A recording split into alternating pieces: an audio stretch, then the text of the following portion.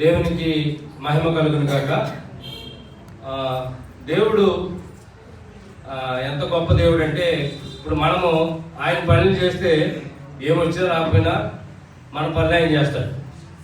అది చాలా సందర్భాల్లో నేను చెప్పుకుంటా వస్తూ ఉంటాను నేను, ఎందుకంటే అవి నేను కూడా చూశాను కాబట్టి. అందుకని ముందుగా అంటే ఏజ్డ్ కాదంటే యూత్నే నేను ఎంకరేజ్మెంట్ చేస్తూ ఉంటాం. దేవుడిని నమ్ముకోండి, దేవుని పట్ల విశ్వాసం ఉండండి అని చెప్పేసి. కాబట్టి దేవుడు నిజంగా చెప్పాలంటే అమ్మాయి ఈ అందరాట్లో మొండిదాన్ని. నేను ఆమె బాప్తీసం తీసుకున్నప్పుడే ఏంటి అమ్మాయి బాప్తీసం తీసుకుంటుందని షాక్ అయ్యాను. అయినప్పటికీ మరి ఆ అమ్మాయి అంటే ఈ బాప్తీసం విషయంలో కూడా అమ్మ మాట ఆయన మాట కూడా ఈయన ఉండదు. ఆయన నాయుడు గారు కూడా ఆయన చాలా ఇదైన ఏంటబ్బా ఈయన ఇలా తీసుకుంటుంది అంటే ఆయనకంటే మొండిది. కాబట్టి ఏదైనా ఒక నిర్ణయం తీసుకుంది అమ్మాయి, చక్కనైనటువంటి నిర్ణయం దేవుడు ఆమెకి అనుగ్రహించాడు. మరి డేరిగా ఆ వయసులో దేవుని అంగీకరించడం, బాప్తీసం తీసుకోవటం దేవుడు చేసిన గొప్ప కార్యం. బాగా చెప్పింది కూడా. నిజంగా నేనేం ప్రిపేర్ అవ్వలేదు, నాకు అంత రాదు. అయినప్పటికీ దేవుడు నాకంత కృపనిచ్చాడు. డెఫినెట్గా దేవుడు మనం నమ్ముకుంటే, దేవుడి పనులు మనం చేస్తే, దేవునికి భయభక్తులు కలిగి ఉంటే మాత్రం డెఫినెట్గా మనం దేవుడు మన కుటుంబాలకు కానీ మనల్ని కానీ మరి ఉన్నతమైన శిఖరాలు ఉంచుతాడే. ఉన్నతమైన శిఖరాలు ఉంచే దేవుడు మన దేవుడు, ఆయన నమ్ముకుంటే. మరి అలాగే సహోదరి కూడా చక్కనటువంటి సాక్ష్యం పంచుకుంది. నిజమే, ఇప్పుడు బిడ్డల విషయంలో చాలా అంటే వాళ్ళకి ఇచ్చేయడం ఒకటే తెలుసు, అర్పణం కూడా తెలియట్లేదు వాళ్ళకి. ఆ పరిస్థితిలో బిడ్డలు ఉంటున్నారు కాబట్టి ఆ అమ్మాయి చక్కగా చెప్పింది. చక్కగా బిడ్డలకు కూడా ప్రతి పనిలోని నేర్పించాలి. వారికి చెప్పుకున్నట్టయితే, పిల్లలకి చెప్పుకున్నట్టయితే మనకి ప్రమాదాల నుంచి గట్టెక్కచ్చు. ఏమైనప్పటికీ దేవుడు మన కుటుంబంలో మరి సందీప్ ఆ కృప కూడా నేను చూసా. ఆ క్యారెట్స్లో కూడా చక్కగా బిడ్డ వాడబడింది. చాలా యవన బిడ్డలు వాడబడ్డారు, అంటే ఆ బిడ్డ వాడబడింది. మరి దేవుడు ఎప్పుడు కూడా కుటుంబాలకు అన్యాయం చేసే దేవుడు కాదు. ఆయన పనిలో మనం నిమగ్నమైనప్పుడు. కాబట్టి దేవునికి మహిమ కలిగినాక అందరూ కూడా బిగ్గరగా హల్లెలూయా చెప్తాం. హల్లెలూయా, హల్లెలూయా, హల్లెలూయా. మరి ఇప్పుడు ప్రాముఖ్యమైనటువంటి అంశంలోకి మనం వెళ్ళబోతా ఉన్నాం. మరి సంవత్సరాంత కాలంలో దేవుడు ఇటు రీతిగా మనందరినీ కూడా కుటుంబాలను కానీ సంఘాన్ని సంఘటనలు కాపాడి మరి మనల్ని సజీవులుగా ఉంచి ఆయన సన్నిధిలో మనందరం కూడా ఆనందముగా ఉండడానికి చేసిన ఉపకారాలు ఎన్నో, దేవుని మహిమలు చూడబోతున్నాం. కాబట్టి మనందరం లేచి నిలబడి పేరెంట్ వర్షిప్ జరిపించుకుందాం. మన మధ్యలో దేవుని వర్తమానాన్ని అందించడానికి గవర్నమెంట్గా జాన్ మోరీ గారు మన మధ్యలో ఉన్నారు. చక్కనటువంటి వర్తమానాన్ని అందిస్తారు.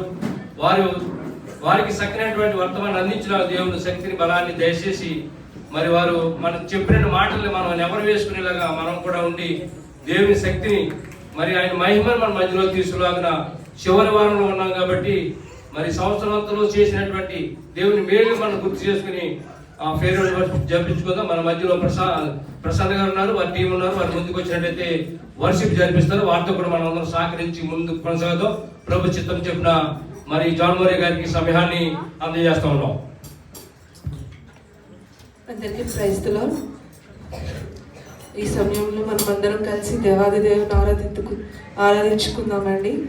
దయచేసి అందరం కళ్ళు మూసుకొని చప్పట్లు కొట్టి మీ అందరికీ వచ్చిన పాట అత్యున్నత సింహాసనముపై ఆసీనుడు అయిన దేవా అనే పాట పాడుకుందాం.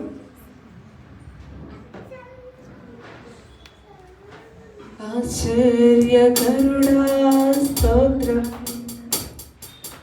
ఆలోచనకర్త స్తోత్రం, బలమైన దేవా నిత్యుడవు తండ్రి, సమాధానాధిపతి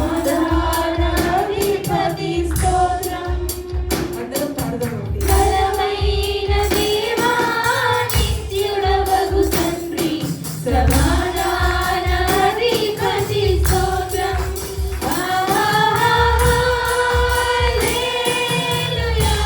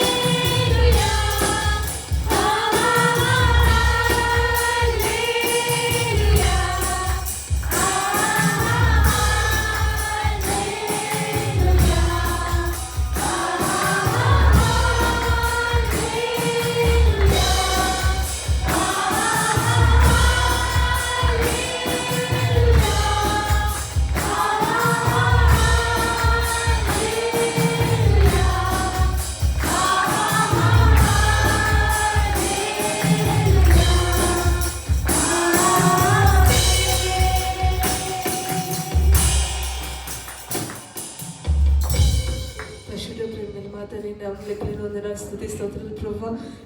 గడిచిన వారం అన్నింటిలో ప్రభు మాతో ఎంతగానో కాచి దాచి కాపాడను రీతిని బట్టి విధానం బట్టి నీకు వందనాలు చెల్లిస్తున్నాను ప్రభా. నాయన ఈ సమయంలో ప్రభు మాకు ఇచ్చిన అవకాశం కొరకు నీకు వందనాలు చెల్లించుకుంటున్నాం ప్రభా. నాయన సంవత్సరం అంతట్లో ప్రభా నువ్వు ఎంతగానో కాచి దాచి కాపాడవు ప్రభా. నీ కృప ఎంతగానో మాపై చూపిస్తూ వచ్చావు ప్రభా. దినదినము ప్రభా మమ్మల్ని గొప్ప సాక్షులుగా నీ కొరకు నిలబెట్టిన రీతిని బట్టి నీకు వందనాలు చెల్లించుకుంటున్నాను ప్రభా. నాయన పాటల్లోను కీర్తనలోను ఆరాధనలోను మీరు మాతో ఉన్నందుకు వందనాలు చెల్లించుకుంటున్నాం ప్రభా. దేవ ఈ సమయంలో నీ దాసుడు వాక్యం విద్దుచుండగా ప్రభా మాకు కావాల్సిన అన్ని ఆహారం దయచేయమని నేను ప్రార్థిస్తున్నాం తండ్రి. నాయన ప్రభా ఎంతమంది అయితే ప్రభా నాయన ఎన్నో శ్రమల్లోనూ ఆర్థిక ఇబ్బందుల్లోనూ ప్రభా నాయన మానసికంగా ప్రభా కృంగిపోయి ఉన్నారు ప్రభా. అందరినీ లేవనెత్తమని నేను ప్రార్థిస్తున్నాం ప్రభా. నీకు వందనాలు దేవా. నీ నామంలో ప్రభా గొప్ప బలం ఉంది ప్రభా, గొప్ప శక్తి ఉంది ప్రభా. నాయన అది మేము రుచి చూసాం ప్రభా. నాయన ప్రతి ఒక్కరికి ప్రభా నీ సువార్తను చాటడానికి ప్రభా నీ సేవలో ఇంకనూ ప్రభా ముందుకెళ్ళడానికి ప్రభా నాయన మాకు ఇచ్చిన అట్టి భాగ్యాన్ని బట్టి కూడా నీకు వందనాలు చెల్లిస్తూ ఈ చిన్న స్తుతి ఆరాధన నీకు సమర్పిస్తున్నాం పరమ తండ్రి. ఆమేన్. దయచేసి అందరం కూర్చుందామండి.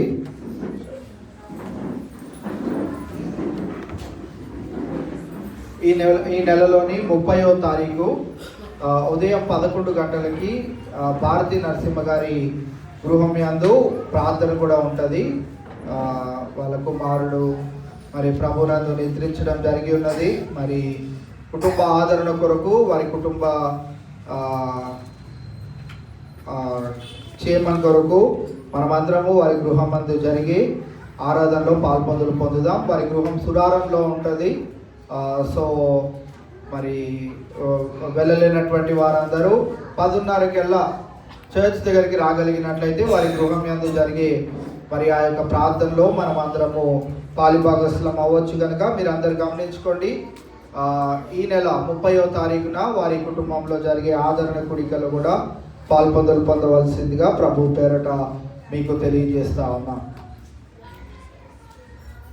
ఇది నానా మీకా గ్రంథంలోని 5వ అధ్యాయము చివరి భాగమైనటువంటి 10 నుంచి 15 వచనాలను మనము ధ్యానించుకొని మీకా గ్రంథంలో యేసుక్రీస్తు ప్రభు వారి గురించి తెలియజేయబడిన ప్రవచన మాటలలోని ముగింపు మాటలను ఈ దినాన మనము ధ్యానించుకుందాం. ఆ దినమున నేను నీలో గుర్రములుండకుండా వాటిని బొత్తిగా నాశనము చేతును నీ రథములను మాపివేతును. నీ దేశమందున్న పట్టణములను నాశనము చేతును, నీ కోటలను పడగొట్టుదును. నీలో చిల్లంగి వారు లేకుండా నిర్మూలము చేతును. మేఘములను చూచి మంత్రించు వారు ఇక నీలో ఉండరు. నీ చేతి పనికి నీవు మ్రొక్కకుండునట్లు చెక్కిన విగ్రహములను దేవతా స్తంభములను నీ మధ్య ఉండకుండా నాశనము చేతును. నీ మధ్యను దేవతా స్తంభములు ఉండకుండా వాటిని పెళ్ళగింతును. నీ పట్టణములను పడగొట్టుదును. నేను అత్యాగ్రహము తెచ్చుకొని నా మాట ఆలకించని జనములకు ప్రతీకారము చేతును. ఇదే యెహోవా వాక్కు. ఈ 10 నుంచి 15 వచనాలు కనుక మనము గమనించగలిగినట్లయితే నాశనము అనే పదము ఇంచుమించు 3 సార్లు ఈ యొక్క 6 వచనాల్లో మనము చూస్తా ఉన్నాం. నాశనము ఆ పదానికి పర్యాయ పదాలైనటువంటి నిర్మూలము చేస్తాను, లేకుంటే నీలో ఉండరు, లేకుంటే పెళ్ళగింతును, పడగొట్టుదును అనే పదాలను కూడా మనము చూస్తా ఉన్నాం. ఈవేళ ఈ యొక్క చివరి వచనాలు 6 వచనాల్లో ప్రాముఖ్యంగా మరి యేసుక్రీస్తు ప్రభువారి గురించి జ్ఞాపకం చేసుకోగలిగినట్లయితే నూతన యెరూషలేమును లేకుంటే నూతన నిర్మాణమైనటువంటి ఆయన పరలోక రాజ్యంలో మనము చేరిన వేళ మనము ఏ రీతిగా ఆయన యందు సంపూర్తిగా ఆనందభరితులం అవ్వగలుగుతామో ఆ విషయాన్ని జ్ఞాపకం చేస్తూ, అప్పుడు దానిలో చేరినప్పుడు దేవుని ప్రజలు కాని వారికి ఏం కలుగుతుందో ఆ విషయాలను ఇక్కడ తెలియజేయడము మనము చూస్తా ఉన్నాం. పాత నిబంధన గ్రంథంలోని కొన్ని అంశాలను కూడా ఇక్కడ క్రోడీకరించి మరి మీకా ప్రవక్త పాత నిబంధన గ్రంథాల్లో నుంచి కొన్ని మాటలను, అలాగే రాబోయే దినాల్లో యేసుక్రీస్తు ప్రభువారు చేయబోయే గొప్ప కార్యాల గురించి ప్రవచన మాటలను ఈ వచనాల్లో కూడా మనము జ్ఞాపకము చేసుకొని ఉన్నాం. ప్రారంభంలో 2వ వచనంలో మనం జ్ఞాపకం చేసుకున్నాం. ఎఫ్రాతా, బెత్లెహేము స్వల్ప గ్రామంలో రాజు పుట్టాడు. స్వల్ప గ్రామంలో పుట్టిన ఆయన ఎవరు? రాజు. ఈ లోకానికి ఆయన ఎలా కనిపించాడు?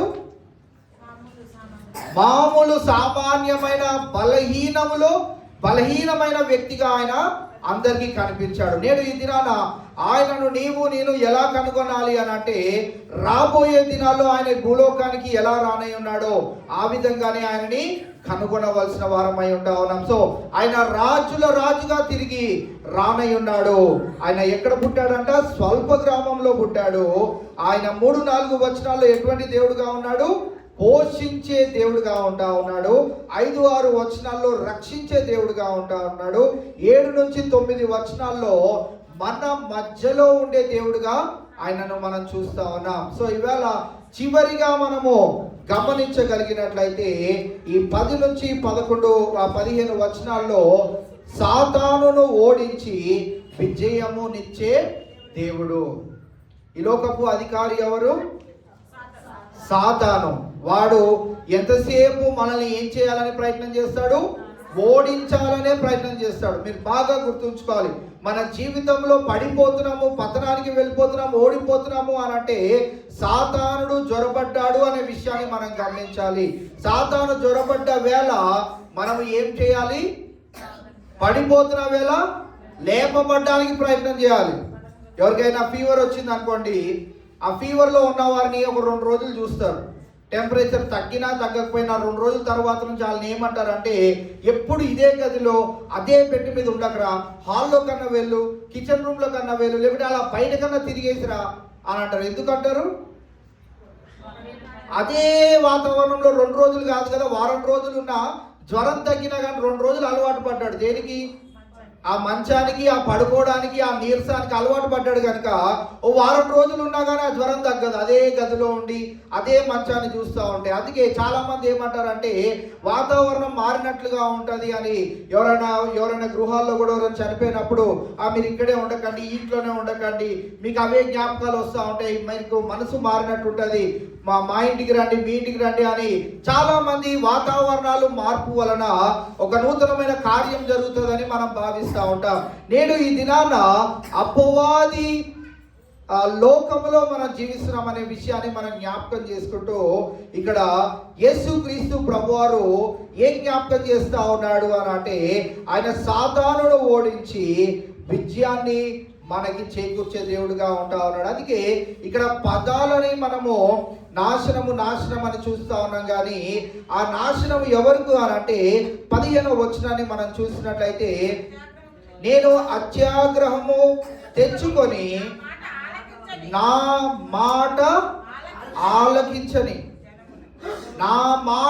ఆలకించని జనములకు. ఇవాళ మనము క్రైస్తవులమే కావచ్చు, రక్షింపబడే ఉండొచ్చు, కానీ నా మాట, దేవుని మాట ఒకవేళ మనం ఆలకించినట్లయితే, దేవుని మాట తెలియజేసిన విధముగా మన జీవితాన్ని మనం సరిచేసుకున్నట్లయితే మనము ఏం చేయబడతాము అని అంటే, ఇక్కడ జనములకు ప్రతీకారము చేతును.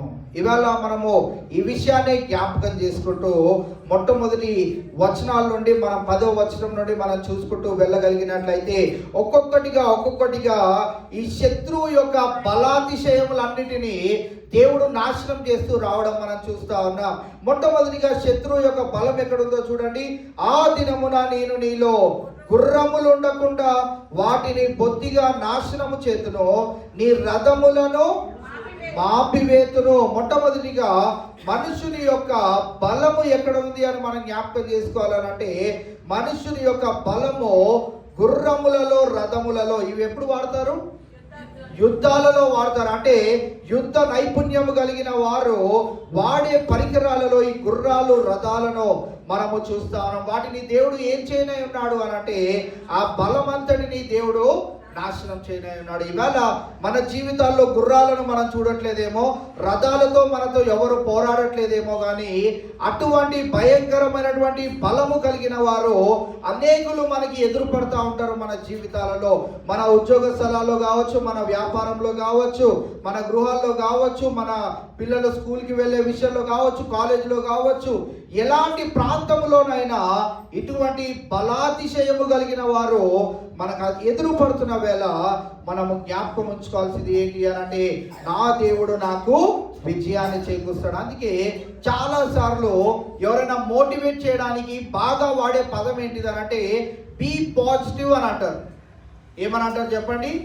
ఒకరి మోటివేట్ చేయడానికి, ఒకరి జీవితాన్ని బలపరచడానికి చాలా సార్లు ఎలాంటి పరిస్థితి వచ్చినా కానీ వారిని ఏమని ప్రోత్సహిస్తారు అని అంటే ఆల్వేస్ బీ పాజిటివ్. ఎందుకు పాజిటివ్గా ఉండాలి అని అంటే, ఉదాహరణకి మనం చాలా మంచి ఉద్యోగం చేస్తూ ఉన్నాం, మన బ్రతుకు చాలా బాగా వెళ్తూ ఉన్నది, ఆ కంపెనీ మరి మూతపడిపోయే పరిస్థితిలోకి వచ్చి మనల్ని ఉద్యోగంలో నుంచి తీసేశారు.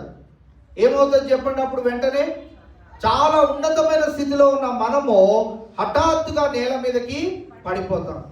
పడిపోయిన వేళ 1 నెల 2 నెల ఉద్యోగ ప్రయత్నాలు చేస్తూ వెళ్తూకున్న కొలది ఉద్యోగం దొరకకపోతే అప్పటికి మన జీవితంలో మనము ఏమైపోతా ఉంటాం అంటే నెగిటివిటీలోనికి వెళ్ళిపోతాం. చాలాసార్లు చాలా మంది కొన్ని రోజులకి, కొన్ని వారాలకి, లేకుంటే కొన్ని దినాలు, కొన్ని నెలలకి వారు ఏమైపోతా ఉంటారంటే మెంటలీ స్టేబుల్గా లేకుండా వారి జీవితాలను ఇంకా ముగించుకోవాలనే పరిస్థితిలోనికి వెళ్ళిపోతూ ఉంటారు. ఇవాళ క్రైస్తవ బిడ్డలకి ఇవ్వబడిన గొప్పదైనటువంటి ధన్యత ఏంటిది అని అంటే ఎక్కడైతే మనకి నెగిటివిటీ ఎదురవుతా ఉన్నదో అక్కడ మనం వెతకవలసింది ఏంటిది అని అంటే ఆల్వేస్ బీ పాజిటివ్.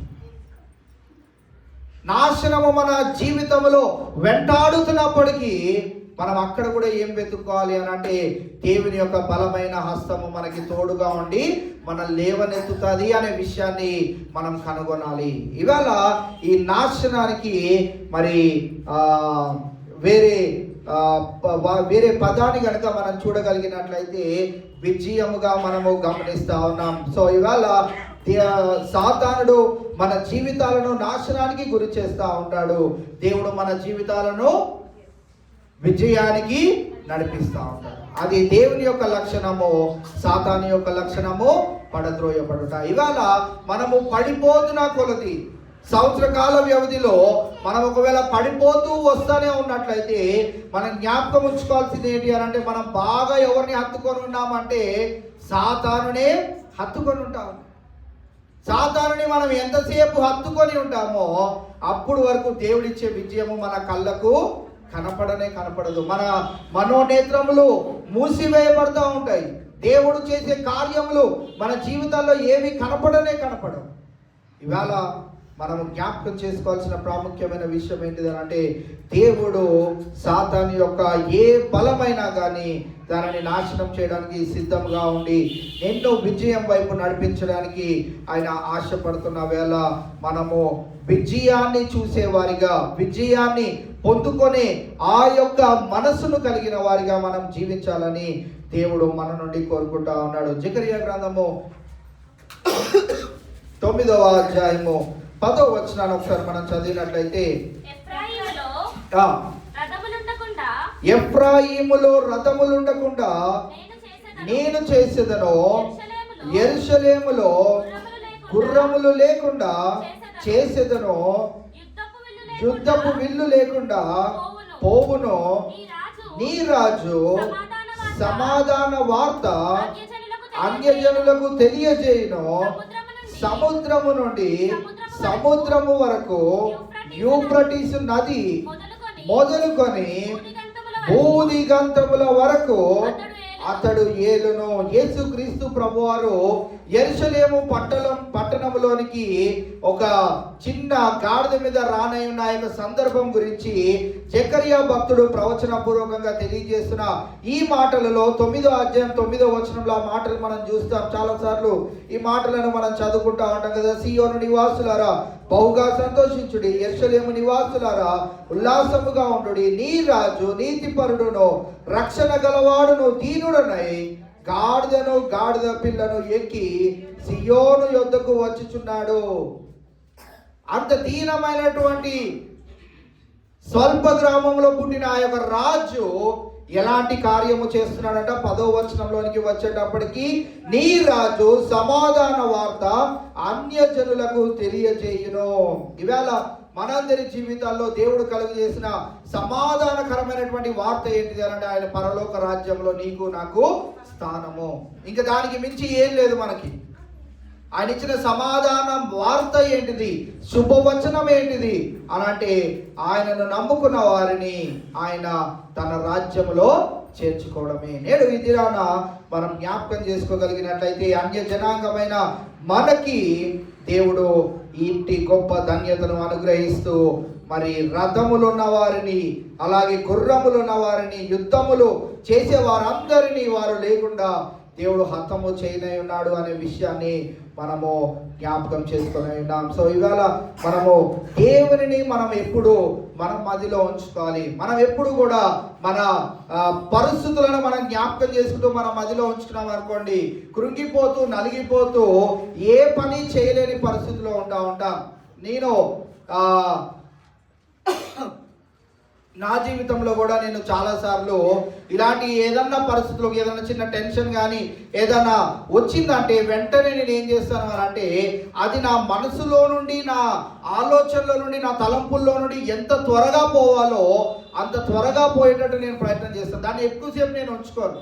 ఎక్కువసేపు ఉంచుకోవడం వలన మనకు అనారోగ్యమే కానీ దానివల్ల ఉపయోగం ఏమీ లేనే లేదు అనే విషయాన్ని మనము ఎప్పుడు కనుగొనగలుగుతాం. అది చాలా ఇంపార్టెంట్.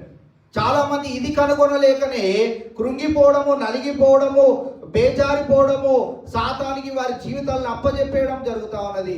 ఎప్పుడు అని అంటే ఎప్పుడైతే నీ దేవుడు నిన్ను లేవనెత్తగలుగుతాడో అని నీవు ఎరిగి ఉంటావో అప్పుడు ఈ ఆలోచనలు ఏవి నీ మనసులో ఉండనే ఉంటావు. ఇవేవి నీకు మరి నిన్ను అధిగమించి వాటి కార్యాలు చెయ్యవు. ఎందుకనంటే నీ దేవుడిని నీవు నమ్ముకొని ఉన్నావు. ఆయన చేసే కార్యాలు ఎటువంటివో నేను తెలుసుకొని ఉన్నాము కనుక మనం ఎప్పుడు కూడా మరి కృంగిపోము అనే విషయాన్ని మనము జ్ఞాపకం చేసుకోవాలి. అందుకే పోషించే దేవుడు అని 3-4 వచనాలు చెప్తున్నప్పుడు నేను ఒక విషయాన్ని మీకు తెలియజేశాను. ఏంటిది అనంటే దేవుని బిడ్డలమైన మనము కూడా ఈ లోకంలో జీవిస్తున్నాం కనుక పడిపోవడం అనేది ఖచ్చితంగా మన జీవితంలో జరుగుతుంది. పడిపోయినప్పుడు మనం గుర్తుంచుకోవాల్సింది ఏంటి అని అంటే ఎంత బలముగా బౌన్స్ బ్యాక్ అవుతాం అనేది చాలా ప్రాముఖ్యమైనది. దేవుడు నా జీవితంలో నుండి ఏం చూడాలని ఆశపడుతున్నాడు అంటే నీవు ఎంత త్వరగా ఆయన యందు నమ్మిక ఉంచి బౌన్స్ బ్యాక్ అవుతావో దానిని దేవుడు చూడాలనుకుంటాడు. ఎంతసేపు జ్వరం వచ్చింది, దాని తర్వాత జలుబు వచ్చింది, దాని తర్వాత దగ్గు వచ్చింది, దాని తర్వాత ఇంకోటి వచ్చిందని అదే మంచానికి అతుక్కుంటే ఆ రోగం తగ్గినా కానీ నీకు ఆ రోగం ఉన్నట్లుగానే ఎలా అయితే ఉంటుందో సాతాను ఎప్పుడైతే మనల్ని హత్తుకొని ఉంటాడో మనం ఎప్పుడైతే వాడిని హత్తుకొని ఉంటామో అప్పుడు వరకు మనము దేవుడు చేసే ఘనమైనటువంటి కార్యాలు మన జీవితాల్లో చూడలేని ఆ కళ్ళును ఆ యొక్క నేత్రములను మనము కలిగి ఉండే వారంగా ఉంటాం. గుడ్డివారిగా మనము జీవించవలసిన పరిస్థితి మన జీవితాలలో ఎదురవుతూ ఉంటుంది. అందుకే చాలా మంది దేవునిని అమ్ముకున్నా కానీ వారు ఏమంటా ఉంటారు అని అంటే అయ్యో మా జీవితంలో ఏం బాగాలేదండి, ఈ సంవత్సరం ఏం బాగాలేదు. ఏ సంవత్సరం బాగోదు? సంవత్సరంలో ఉన్న ఒక పండగ ఏం బాగా చేసుకోలేదండి అంటారు. ఏం బాగా మా ఇంట్లో ఏం బాగాలేదండి అంట. ఎందుకు బాగోదు? బాగోకుండా ఉండడానికేనా దేవుడు మనల్ని ఆయన బిడ్డలుగా నిర్మించుకుంది? ఎక్కడ బాగుంటుందో అది వెతికే ప్రయత్నాన్ని మనం చెయ్యం. బాగుండే పరిస్థితుల్లో మనం ఉండేటట్లుగా మనం ప్రయత్నం చేయం. బాగులేని చెత్తలోనికి మనం వెళ్ళిపోతూ ఉంటాము, దాన్ని అంటించుకుంటూ ఉంటాము, మనం మదిలో పెట్టుకుంటూ ఉంటాము. బాగును వెతకాలని ప్రయత్నం చేస్తూ ఉంటాం. ఎలా వెతుకుతామంటే అగో వాళ్ళు చూడు ఎంత బాగున్నారు, అగో వీళ్ళు ఎంత బాగున్నారు, వీళ్ళు అందరు బాగానే ఉంటారు, నువ్వు కూడా బాగానే ఉన్నావు. యాక్చువల్గా నువ్వేమనుకుంటున్నావు అంటే వాళ్ళు బాగున్నారు, నేను బాగాలేదనుకుంటున్నావు. వీళ్ళు బాగున్నారు, నేను బాగాలేదనుకుంటున్నావు. నువ్వు కూడా ఆల్రెడీ ఎలా ఉన్నావు? బాగానే ఉన్నావు. దేవుడు నీ జీవితాన్ని కూడా బాగుగానే చేశాడు. అందరికీ ఒకటే రీతిగా ఆయన ఏం కురిపిస్తున్నాడంట? వర్షాన్ని కురిపిస్తున్నాడంట. నీ మీద వర్షాన్ని కురిపించి వేరేవాడి మీద వర్షాన్ని కురిపించకుండా, నీకు పంటనిచ్చి ఇంకోటి పంటనివ్వకుండా దేవుడు లేడు.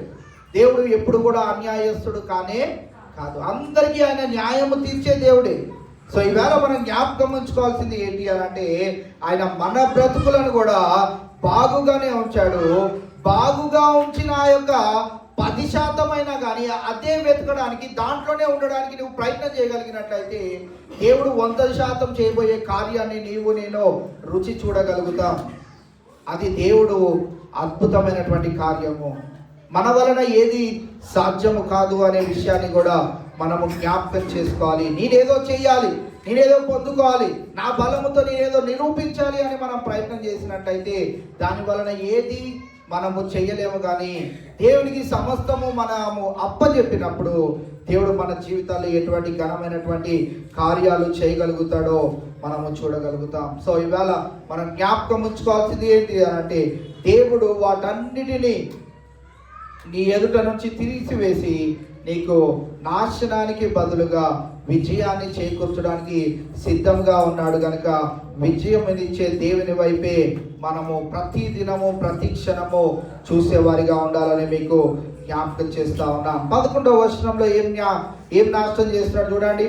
నీ దేశమందున్న పట్టణములను నాశనము చేతును, నీ కోటలను పడగొట్టుదును, నీలో చిల్లంగి వారు లేకుండా నిర్మూలము చేతును.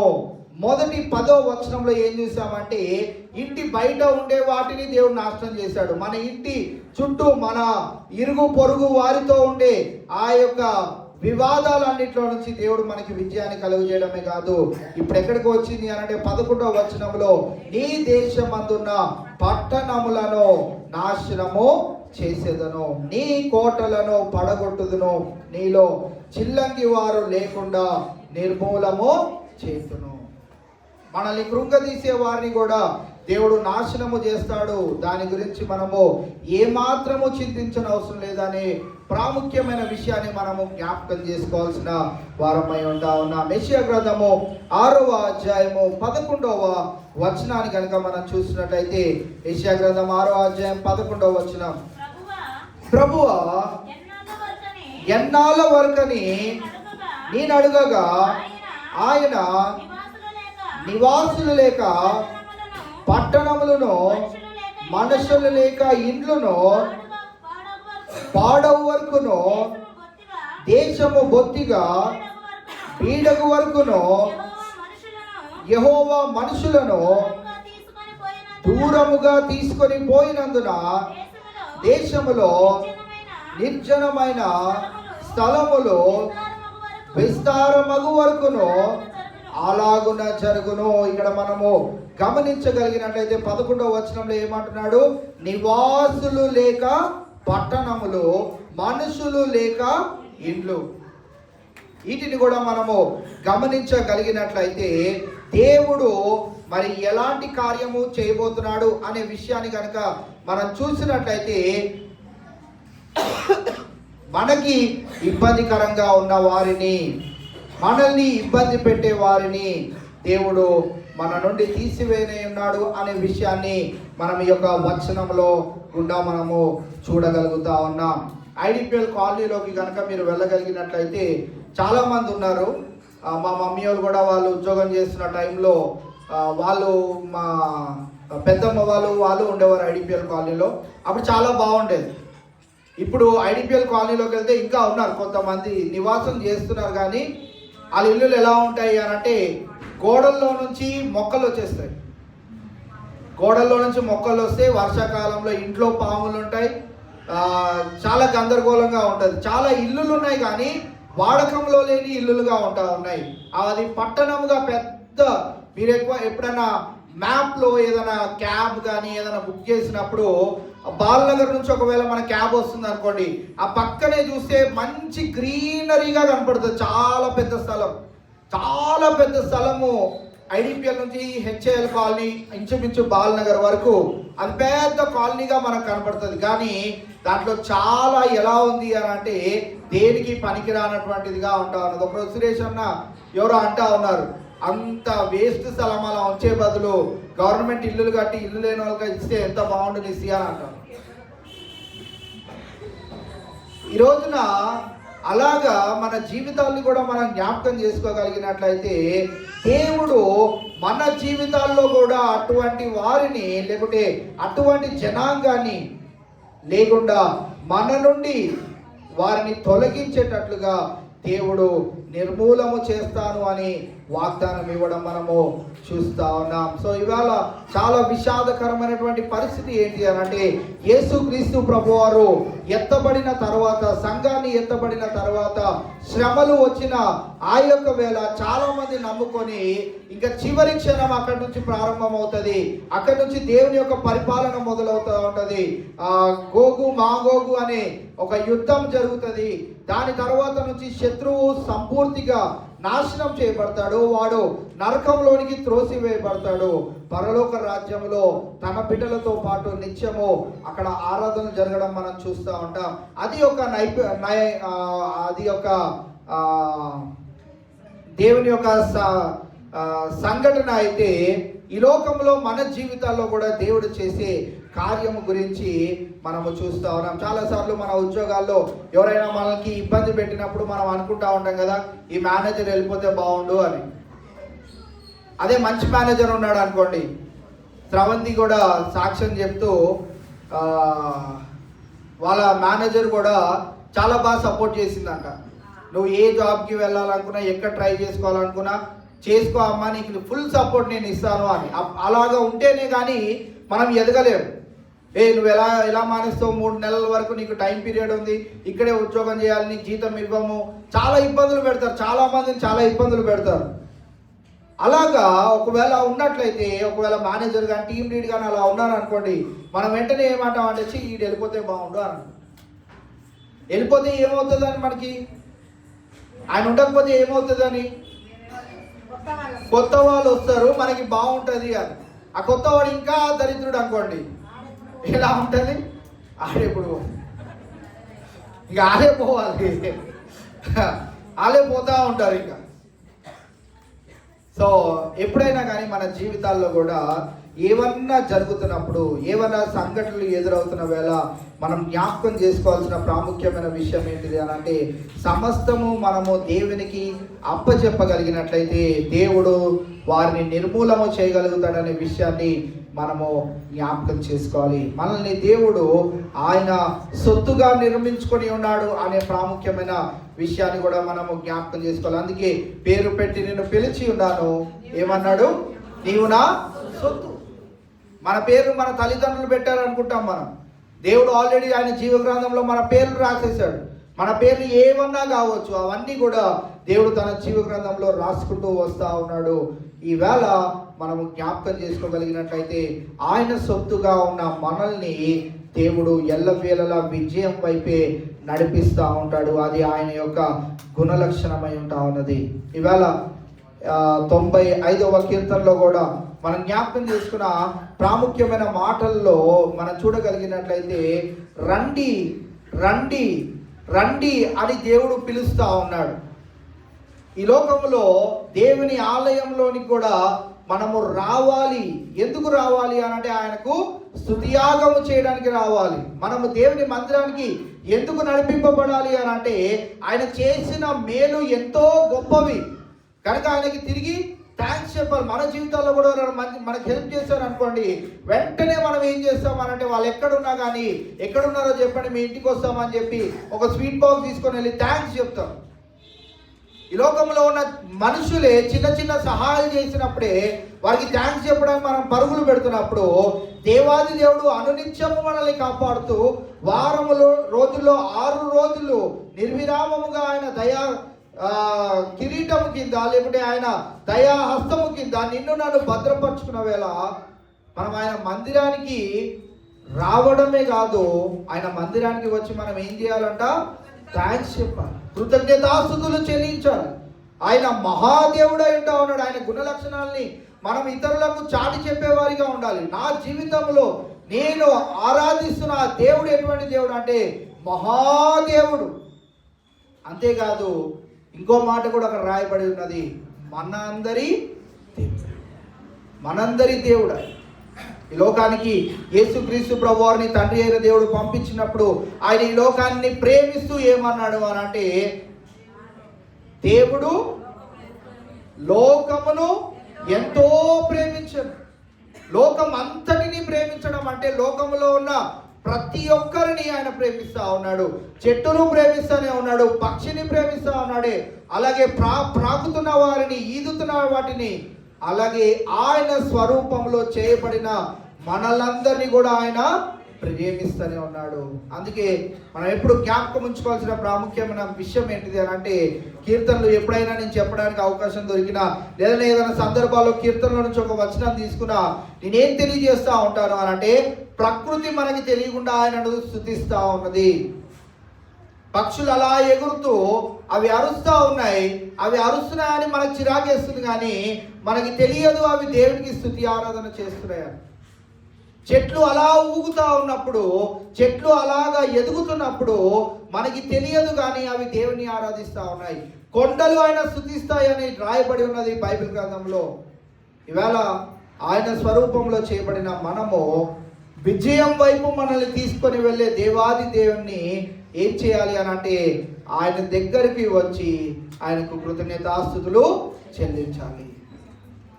ఇవాళ ఆ విషయాలను మనం జ్ఞాపకం చేసుకున్న వేళ మన పట్టణంలో ఉన్న మన శత్రువులను దేవుడు నాశనము చేయనై ఉన్నాడు అనే విషయాన్ని ఇక్కడ జ్ఞాపకం చేయడం మనము చూస్తా ఉన్నాం. 12వ వచనంలోనికి వెళ్తే, మేఘములను చూచి మంత్రించు వారు ఇక నీలో ఉండరు. 13వ వచనం కూడా చదువుదాం.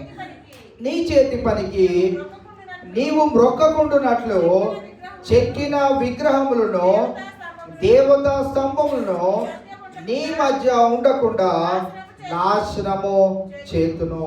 ఇవాళ అనేకమైన విగ్రహాలు మన గృహాల్లో మనం పెట్టుకుంటా ఉన్నాం. దాంట్లో అతి ప్రాముఖ్యమైన విగ్రహం ఏది? యేసుప్రభు బొమ్మ కాదు, టీవీ, సెల్ ఫోన్, ఇవన్నీ ఏంటివి అని అంటే విగ్రహాలు. యేసుక్రీస్తు ప్రభు వారి బొమ్మ ఇదే అని మొన్న మాకు త్రివేణి స్కూల్ వాళ్ళు ఇంత కట్టించారు, క్యాలెండర్లు కట్ట. సరే క్యాలెండర్లే కదా ఉపయోగించుకోవచ్చు అని ఇటు తిప్పగానే యేసుక్రీస్తు ప్రభు బొమ్మ. అది మనం ఎక్కడ పెడతామో, ఎలాంటి దుమ్ము పట్టిస్తామో ఏంటో తెలియదు. నిజంగానే ఆయన స్వరూపం అలా ఉంటే బాగానే ఉండు, అది ఆయనది కాదు, కానీ వారు అదే అని ఊహించి వేశారు కనుక అలాంటివి నేను ఎక్కువ ఎంకరేజ్ కూడా చేయను. ఎవరు కూడా మీ ఇళ్లలో కూడా పెట్టుకోకండి ఇదే యేసుక్రీస్తు ప్రభు వారి బొమ్మ అని. అక్కడ ఒక దీపం పెట్టి రోజు క్యాండిల్ పెట్టి అవసరం లేదు. ఆయనకి వాటికి అర్హుడు కానే కాదు, అలాంటి దేవుడు కానే కాదు. విగ్రహమునే పూజిస్తున్నామనే విషయాన్ని మనం గుర్తుంచుకోవాలి. విగ్రహారాధనే మనం చేస్తున్నామని గుర్తుంచుకోవాలి. ఈరోజు నా ఎవరైనా అలా ఉన్నట్లయితే, నేను చాలా పవిత్రంగా పొద్దునే లేచి తలంటుకొని దేవునికి ఆరాధన చేస్తానండి, ఇలా నైవేద్యం అర్పిస్తానండి, అవసరం లేదు. ఆయన అవేవి కోరలేదు. ఆయన బొమ్మే కాదు, అది ఆయన ముఖమే కాదు. ఒకవేళ అయినా కానీ ఆయన అది కోరట్లేదు. ఎలా ఆరాధించమన్నాడు అంటే హృదయపూర్వకంగా ఆరాధించమన్నాడు, ఆత్మపూర్వకంగా ఆరాధించమన్నాడు, సత్యముతో ఆరాధించమన్నాడు. సత్యముతో ఆరాధించడం అనంటే నువ్వు సత్యంగా ఉండి ఆయన్ని ఆరాధించడం. ఆత్మతో ఆరాధించడం అనంటే ఆత్మతో నింపబడి నీవు ఆయనను ఆరాధించడం. ఇవాళ అటువంటి ఆరాధనను కోరే దేవుడుగా మన దేవుడు ఉంటున్న వేళ ఇక్కడ తెలియజేయబడుతున్న మాట ఏంటిది అనంటే, నీలో నుండి విగ్రహములన్నిటినీ నేను నాశనము చేసేదను. ఆయన నాశనము చేయాలంటే మనం ఏం చేయాలి? దానికి అవకాశము కల్పించాలి. అంటే మీరు ఏం చేస్తారు? ఇప్పుడు ఇంటికి వెళ్ళి మీ ఇంట్లో టీవీలు అన్నీ ఏం చేస్తారు? ఫోన్లు అన్నీ ఏం చేస్తారు అంటున్నారా? పగలు కొట్టేస్తామని. పగలు కొట్టని అవసరం లేదు, దాన్ని బెటర్ వేలో యూజ్ చేయడం కూడా రావాలి. బెటర్ వేలో యూజ్ చేయడం అని అంటే దేవుని గురించి అనేకమైన మనకి తెలియని సంగతులు నేను ఫోన్లో నుంచే తెలుసుకుంటాను. నేను వాక్యం ప్రిపేర్ అవుతున్నప్పుడు చాలా విషయాలు, చాలా అర్థాలు బైబిల్ గ్రంథంలో ఫోన్లో నుంచే తెలుసుకుంటాను. కామెంట్రీస్ అంటారు వాటిని. కామెంట్రీస్కి మనం వెళ్ళి బుక్కులు కొనుక్కోవాలంటే వేలు రూపాయల్లో ఉంటాయి, చాలా లావుగా ఉంటాయి. అటన్నింటిని తీసి చదవాలంటే మన వల్ల కాదు. ఇదే చదవం మనం. ఇది చదవండి రా చాలంటే ఇదే చదవం కదా. ఆ కామెంట్రీస్ మనం అస్సలు చదవలేము. సో అలాంటి కామెంట్రీస్ కావాలి అంటే ఫోన్ కావాలి మనకి, ఈజీగా అవైలబుల్ అవ్వడానికి. అలా చాలా విషయాలు దేవుని గురించి నూతనమైన విషయాలు తెలుసుకోవడానికి కూడా దాన్ని వాడుకోవచ్చు. పరికరాన్ని ఉపయోగకరంగా వాడడానికి 100% అవకాశం ఉంది. దానికి పనికిరాని దానిగా వాడడానికి కూడా 100% అవకాశం ఉంది. సో దాన్ని నువ్వు ఎలా వాడుతున్నావు, దేవుని మహిమార్థమై ఎలా ఉపయోగిస్తున్నావు అనేది చాలా ప్రాముఖ్యమైనది. ఇక్కడ తెలియజేయబడుతున్న 12వ వచనంలో మాట ఏంటిది అంటే, మేఘములను చూచి మంత్రించు వారు ఇక నీలో ఉండరు. దీనిని ఇంగ్లీష్ పదం ఏం వాడారంటే విచ్ క్రాఫ్ట్ అంటారు, లేకుంటే బ్లాక్ మ్యాజిక్ అంటారు. ఈ రోజు కూడా వాటిని నమ్మేవారు ఉన్నారు. అలాంటివి జరుగుతున్నాయి. అలాంటివి మా ఫ్యామిలీలోనే ఒక సేవకుడికి అలా జరిగిందని వారు కూడా నమ్మారు. మేబీ అవి ఉన్నాయో లేదో మనకి తెలియదు. అలాంటి శక్తులు అయితే ఉన్నాయి. మనల్ని పడద్రోయడానికి అనేకమైన రకాలైనటువంటి అలాంటి శక్తులు అయితే ఈ లోకంలో పనిచేస్తూ ఉన్నాయి. ఎందుకనంటే అలాగా పట్టబడిన వారికి వాళ్ళ బాడీలో ఏం జరుగుతుందో ఏ డాక్టర్ కూడా కనిపెట్టలేడు. ఏ స్కాన్ కూడా బయటకు తెలియజేయలేదు. ఈయన ప్రాబ్లం ఇది. తల తిరుగుతున్నప్పుడు తలకి స్కాన్ చేస్తే తలలో ఏముండదు, గుండెపోటు వచ్చేస్తూ ఉంటుంది, పిండేస్తున్నట్టు ఉంటుంది. అది చూపించుకోవడానికి వెళ్తే అక్కడ ఏముండదు, కాళ్ళు లాగేస్తున్నట్టు ఉంటాయి. షుగర్ చూపెట్టుకుంటే షుగర్ నార్మల్గానే ఉంటుంది. ఏ రోగము బయటపడకుండా తల నుంచి అరికాలు వరకు నలిపి పడేస్తూ ఉంటాయి ఈ లోకపు శక్తులు. వాటిని బట్టి కూడా మనం చాలా జాగ్రత్తగా ఉండాలి. ఈరోజు కూడా మీరు ఒకవేళ నెక్లెస్ రోడ్ ట్యాంక్ బండ్ దగ్గరికి కనుక వెళ్తే ఈరోజు కూడా జ్యోతిష్యం చెప్పేటోళ్ళు కూర్చుంటారు, ఒక 4-5 లైన్గా. వాళ్ళ దగ్గర జ్యోతిష్యం చెప్పించుకునే వాళ్ళు ఈ రోజు కూడా ఉన్నారు. చాలా విచిత్రం. జ్యోతిష్యుడు ఏం చెప్తాడు చెప్పండి? ఒకప్పుడు ఎగ్జిబిషన్ల దగ్గర, లేకుంటే రైల్వే స్టేషన్లో, బస్ స్టాండ్లో ఒక మిషన్ ఉండేది. రూపాయి కాయిన్ వేయగానే నీ జాతకం చెప్పేది. వెయిట్తోనే కాదు, నీ జాతకం కూడా చెప్పేసేది. నువ్వు రాబోయే దినాలు ఇది అవ్వబోతున్నావు అని. నిజంగా అయ్యామా? గుర్తుందా ఏమొచ్చిందో మీకు? ఈరోజు లేవు అవి, అలాంటి మిషన్లు లేవు. కానీ అలాంటి మిషన్ ఉండేది. రూపాయి వేస్తే నీ జాతకం బయట పెట్టేది. అబ్బో నేను ఇది అవుతానంట అని పిల్లలు కూడా చూపెట్టుకునేవారు. తల్లిదండ్రులు కూడా బాగా ఆనందపడేవారు, ఓ ఇలా అవుతుందంట. నిజంగానే అలా అవుతుందా? ఒకసారి ద్వితీయోపదేశకాండం 18వ అధ్యాయము 10-12 వచనాలు గమనించినట్లయితే ఇవి ఎక్కడి నుంచి ఉన్నాయి అంటే పాత నిబంధనలోనే ఉన్నాయి, ప్రారంభంలో నుంచే ఉన్నాయి. తన కుమార్తెనైనను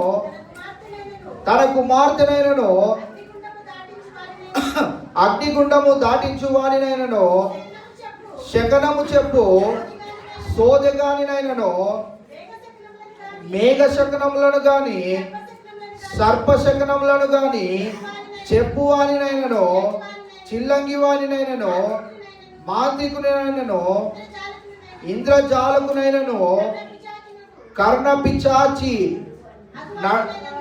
నడుగు వానినైనను దయ్యముల యొద్ద విచారణ చేయువానినైనను మీ మధ్య ఉండనియ్యకూడదు. ఇవాళ అవి ఉండనివ్వకూడదు అని అంటే మనం ఏం చేయబడాలి చెప్పండి? అవి ఉండకూడదు అని అంటే వాటిల్లో నుంచి విజయాన్ని కలుగజేసే దేవునికి మనం దగ్గరగా చేరువవుతా ఉండాలి. అనుదినము ఆయన సన్నిధినే మనం కోరుకునే వారిగా ఉండాలి. ఎందుకనంటే ఈ లోకపు అధికారి నుండి ఎవరైనా మనల్ని కాపాడగలుగుతారా అంటే అది కేవలము మన దేవాది దేవుడు మాత్రమే. విజయమునిచ్చు దేవుడు అని మనం ఆయనకి ఇవాళ పేరును పెట్టుకున్నాం. అందుకే ఇక్కడ మనం చూసినట్లయితే మేఘములను చూచి మాంత్రించు వారు ఇక నీలో ఉండరు. యేసుక్రీస్తు ప్రభు వారి కాలంలో ఉన్నారా? వీళ్ళు ఉన్నారు. దయ్యములు పట్టి సమాధుల్లో విడిచిపెట్టబడిన ఒకడు మనం చూస్తూ ఉంటాం. వాడు ఎలా ఉన్నాడు అంటే వాడి పరిస్థితి ఎలా ఉన్నది అని అంటే వాడు సంఖ్యలతో బిగించబడి ఊరు బయట సమాధుల దగ్గర వాడిని విడిచిపెట్టడం మనం చూస్తా ఉన్నాం. వాడు రక్షింపబడిన వేళ చేసిన గొప్పదైనటువంటి కార్యం ఏంటంటే వాటన్నింటిలో నుంచి విడిపించబడిన తర్వాత వాడు చేసిన గొప్ప కార్యం ఏంటిది అని అంటే ఎవరైతే ఆయనను స్వస్థపరిచారో ఆయన గురించి చాటి చెప్పడానికి వెళ్ళిపోయాడు. సో ఇవాళ దేవుడు నా జీవితంలో నుంచి ప్రతి నాశనాన్ని తీసివేస్తూ విజయం వైపు నిన్ను నడిపిస్తున్న వేళ నేను చేయవలసింది ఏంటిది అని అంటే ఆయనకు సాక్షి బిడ్డలుగా మనము జీవించడమే. ఇవాళ 2025 సంవత్సరము ప్రారంభంలో మనం జ్ఞాపకం చేసుకున్నాం, ఒక్క నూతన ఆత్మనైనా మనం రక్షిద్దామని. చాలా మంది ఇంకా ఏమంటున్నారు అంటే అయ్యా నన్నే రక్షించి అంటున్నారు, నన్నే బాగు చేయి, నన్నే సరిచేయి, నాలో ఉన్న పాపాన్ని తీసివే అంటున్నారు. 2026 సంవత్సరం కూడా ఇంకెన్ని రోజుల్లో రాబోతుంది? 3 రోజుల్లో రాబోతుంది. వస్తుంది, అది కూడా వస్తుంది, ప్రారంభించబడుతుంది. ఆయనను సిలువకు అప్పగిస్తాం, 40 దినాలు సిలువ దిగిపోయాడని ఆనందిస్తాము, భోజనాలు చేసుకుంటాము, సందడి చేసుకుంటాము, మే వస్తుంది, మీటింగ్స్ చేసుకుంటాము. తర్వాత మళ్ళీ క్రిస్మస్ గురించి ఎదురు చూపులు చూస్తా. ఈ 365 రోజుల్లో నేను చేయవలసిన ప్రాముఖ్యమైనటువంటి పని ఏంటిదనంటే దేవా నువ్వు చేసిన కార్యమును బట్టి నీకు స్తుతి యాగము, నీకు కృతజ్ఞతాస్తుతులు చెల్లిస్తున్నాను. ఈ సాక్ష్యాన్ని ఈ లోకంలో ఒక్కరికైనా నేను తెలియజేస్తాను, ప్రకటిస్తాను. అది దేవుడు ఎందుకు కార్యాలు మన జీవితాల్లో చేస్తూ ఉన్నాడు అని అంటే నువ్వు వేరే వారికి ఈ కార్యాలు చేసే దేవుడు, ఈ నాశనం నుండి ఈ పడిపోయే పతనపు స్థితిలో నుండి మనకి విజయాన్ని కలుగజేసే దేవుడు ఒకడు ఉన్నారు. ఆయన నా జీవితంలో నేను కనుగొన్నాను, నీవు కూడా కనుగొను అని ఆయనను పరిచయం చేయడానికి ఆయన మన జీవితాల్లో మహా ఆశ్చర్య కార్యాలు చేస్తూ ఉన్నాడు కనుక ఆయన గురించి ఈ లోకానికి తెలియజేయవలసిన వారమై ఉంటా ఉన్నాం. ఎజికేల్ గ్రంథము 6వ అధ్యాయము 9వ వచనాన్ని ఒకసారి మనం చదువుదాం. ఎజికేల్ గ్రంథం 6వ అధ్యాయం 9వ వచనం.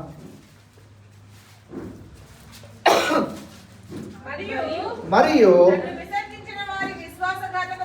నన్ను విసర్జించిన వారి విశ్వాసఘాతకమైన వ్యభిచార మనసును విగ్రహములను అనుసరించిన వ్యభిచార దృష్టిని నేను మార్చి నా తట్టు తిరుగజేయగా చెరపట్టబడిన వారై శేషించిన వారు అన్యజనుల మధ్య నన్ను జ్ఞాపకము చేసుకొని అనుసరించిన హేయ కృత్యములన్నిటిని బట్టి తాము చేసిన దుష్క్రియలను కనుగొని తమ్మును తామే అసహించుకొనుచు నేను యెహోవానై ఉన్నానని వారు తెలుసుకొందురు. ఈ కీడు వారికి చేసేదనని నేను చెప్పిన మాట వ్యర్థము కాదు. ఇక్కడ మనం జ్ఞాపకం చేసుకోగలిగినట్లయితే ఇక్కడ వ్యభిచార మనస్సు, వ్యభిచార దృష్టి అని ఆ పదాన్ని వాడడానికి గల కారణం ఏంటిది అని అంటే ఈ వ్యభిచారము లేకుంటే ఈ వ్యభిచార అనే ఆ యొక్క పదాన్ని ఎందుకు వాడాడు అని అంటే ఇది ఎలాంటి వ్యామోహం అని అంటే పదే పదే తప్పని తెలిసినా చెయ్యాలనిపించే ఒక వ్యామోహం. అక్కడ ఇంకో పర్యాయ పదం ఏమన్నా రాసుకోగలుగుతామా అంటే పదే మారని మనస్సు, పదే మారని దృష్టి, మారు మనసు లేని జీవితం గురించి, మార్పు లేనటువంటి దృష్టి కలిగిన జీవితం గురించి ఇక్కడ తెలియజేస్తూ ఏమని అంటున్నాడు అని అంటే విశ్వాసఘాతకమైన వ్యభిచార మనస్సును. వ్యభిచార మనస్సు అని అంటే మార్పు లేనటువంటి మనస్సు. మార్పు రాదు వాళ్ళకి. ఒకడు 4 తగిలించినా కానీ మళ్ళీ పదే అదే ఆలోచనలోనే ఉంటారు. ఎన్నిసార్లు పట్టబడినా కానీ అదే వ్యామోహంలో ఉంటారు, మార్పు ఉండదు. ఆ పదాన్ని ఇక్కడ వాడుతూ ఏమని అంటున్నాడు అంటే వ్యభిచార మనస్సు అంటే మార్పు లేనటువంటి మనసు, విగ్రహములను అనుసరించిన వ్యభిచార దృష్టిని. అంటే విగ్రహములు వద్దురా బాబు అని అంటే మోషే పైకెళ్ళి 10 ఆజ్ఞలు కిందకి తీసుకొని వచ్చేటప్పటికి ఏం చేసుకున్నారు? దూడను తయారు చేసుకున్నారు. ఎలాంటి దూడను తయారు చేసుకున్నారు? బంగారపు దూడను తయారు చేసుకున్నారు. ఇంకా రాడు కిందకి మోషే మమ్మల్ని తీసుకొని వచ్చాడు, లక్షలాది మందిని 40 సంవత్సరాలు. ఈరోజు 95వ అధ్యాయము కీర్తన భాగం 10వ వచనంలో 40 సంవత్సరాలు వారు వ్యయ ప్రయాసాలు గుండా వారి జీవితం వెళ్ళడానికి గల కారణం ఏంటిది అని అంటే వారంతా దేవుణ్ణి బాధ పెట్టిన వారిగా ఉంటా ఉన్నారు. అంత బాధ పెట్టారు కనుకనే చిన్న ప్రయాణమైనటువంటి ఆ ప్రయాణాన్ని దేవుడు 40 సంవత్సరాలు వారిని తిప్పుతూ తీసుకొని వెళ్ళాడు. దాంట్లో ఆయన ఎలా పోషిస్తాడో, ఎలా రక్షిస్తాడో, ఎలా వారికి విజయాన్ని కలుగు చేస్తాడో అవన్నిటిని చూపెట్టుకుంటూ ఆయన వారిని పాలు తేనెలు ప్రవహించే దేశంలోనికి నడిపించడం మనం చూస్తా ఉన్నాం. ఇవాళ ఈ విగ్రహాలను మనము విడిచిపెట్టవలసిన అవసరత ఉంటా ఉన్నది. నేను మార్చి నా తట్టు తిరిగ చేయగా అని అంటూ కిందకు వచ్చినట్లయితే తామును అనుసరించిన హేయ కృత్యములన్నిటినీ బట్టి తాము చేసిన దుష్క్రియలను కనుగొని తమ్మును తామే అసహించుకొనేటట్లుగా దేవుడు వారిని చెయ్యనై ఉన్నాడు. అంతేకాదు నేను యెహోవానై ఉన్నానని వారు తెలుసుకుంటారు. ఇవాళ ఈ కార్యములన్నింటినీ ఎవరు చేస్తున్నారు మన జీవంలో? ఈ నాశనాన్ని ఎవరు మన జీవితంలో చేస్తున్నాడు? ఇలాగా మన జీవితాలు పతనం అయిపోయేటట్లు, నరకానికి వెళ్ళిపోయేటట్లుగా మన జీవితాన్ని ఎవరు ఇలా చేస్తున్నారు అని అంటే దేవాది దేవుడు అని వారు ఎప్పుడు కనుగొంటారు అని అంటే శ్రమలు మహాశ్రమలు అయిపోయి యేసుక్రీస్తు ప్రభువారు సాతానుతో యుద్ధము చేసిన తర్వాత ఆ ప్రజలందరూ ఈ విషయాన్ని కనుగొంటారు అనే మాటను మనం ఇక్కడ చూస్తూ ఉన్నాం. సో ఇవాళ మనం గమనించినట్లయితే మన జీవితాల్లో కూడా ఏదైతే విగ్రహముగా ఉంటూ దేవుని కంటే ప్రియమైనదిగా మనం ఆరాధిస్తూ ఉన్నామో, దేవుని కంటే ప్రియమైనదిగా మనము చూసుకుంటా ఉన్నామో, దేవుని కంటే ప్రియమైనదిగా కొనియాడుతూ ఉన్నామో, అది మన భార్య కావచ్చు, భర్తే కావచ్చు, పిల్లలే కావచ్చు, తల్లిదండ్రులే కావచ్చు, ఎవరైనా కానీ వస్తువుల్లో ఏ వస్తువు అయినా కావచ్చు. కొంతమందికి కొత్త షూ వేసుకొని వచ్చి తొక్కారనుకోండి, అస్సలు నచ్చదు. మా జీవన ఆంటీ ఎప్పుడు పండగకి కొత్త చెప్పులు వేసుకొని వచ్చినా ఆ కొత్త చెప్పులు ఒక్కటే ఉండేవి కాదు. ఈ సంవత్సరం మరి కొత్త చెప్పులు కొనుక్కోలేదు మా ఆంటీ, ఆ కంప్లైంట్ రాలేదు. గడిచిన 2 సంవత్సరాల నుంచి వింటున్నా నా కొత్త చెప్పులు పోయినాయో అనేది. మేబీ ఫస్ట్కి వేసుకొని వస్తుందేమో, కొంచెం ఎవరైనా ఉంటే దాన్ని జాగ్రత్త చేయండి అని చెప్తున్నా, తీసుకెళ్ళొద్దని చెప్తున్నా, జాగ్రత్త చేయండి. సో మా జయమన్ ఆంటీ ఇవే చెప్పులు అవి. సో ఆవిడ అలాంటి సాక్ష్యం ఇవ్వకుండా మీరు కాపాడాలి. విగ్రహములు, సో దేవుని కంటే అతి ఇష్టముగా దేనిని మనం ప్రేమిస్తున్నా అది మన జీవితంలో ఒక విగ్రహము వంటిది. వాటన్నిటినీ మన జీవితాల్లో నుంచి నాశనము చేసే విధముగా దేవుని యొక్క సహాయాన్ని మనము కోరాల్సిందిగా ఇక్కడ మీకు ఈ లేఖనంలో నుంచి జ్ఞాపకం చేస్తా ఉన్నా. 14వ వచనంలో చూస్తే మరి కొన్ని ఆయన నాశనం చేస్తా ఉన్నాడు. నీ మధ్యలో దేవతా స్తంభములు ఉండకుండా వాటిని పెళ్ళగిందును, నీ పట్టణములను పడగొట్టుదును. ఎవరైతే మన ఎదుట బలముగా కనపడతా ఉన్నారో వారి పతనాన్ని మనము చూస్తామనే విషయాన్ని మరి ఒకసారి ఇక్కడ జ్ఞాపకం చేయడం మనం చూస్తా ఉన్నాం. దేవతా స్తంభములు ఉండకుండా వాటిని పెళ్ళగిందును. నిర్గమకాండం 34వ అధ్యాయము 12 నుంచి 14 వచనాలు మనం చూసినట్లయితే మోషేతో దేవుడు సెలవిస్తున్న మాట ఇక్కడ మనకి జ్ఞాపకం చేయబడతా ఉన్నది. నీవెక్కడికి వెళ్ళుచున్నావో ఆ దేశపు నివాసులతో నిబంధన చేసుకొనకుండా జాగ్రత్త పడము. ఒకవేళ అది నీకు ఉరి కావచ్చును. కాబట్టి మీరు వారి బలిపీఠములను పడగొట్టి వారి బొమ్మలను పగలగొట్టి వారి దేవతా స్తంభములను పడగొట్టవలెను. ఏలయనగా వేరొక దేవునికి నమస్కారము చేయవద్దు. ఆయన నామము రోషము గల యెహోవా, ఆయన రోషము గల దేవుడు. మొట్టమొదటిగా 12వ వచనంలో ఏమంటున్నాడంటే, అటువంటి వారితో మొట్టమొదటిగా ఏం చేయకూడదంట?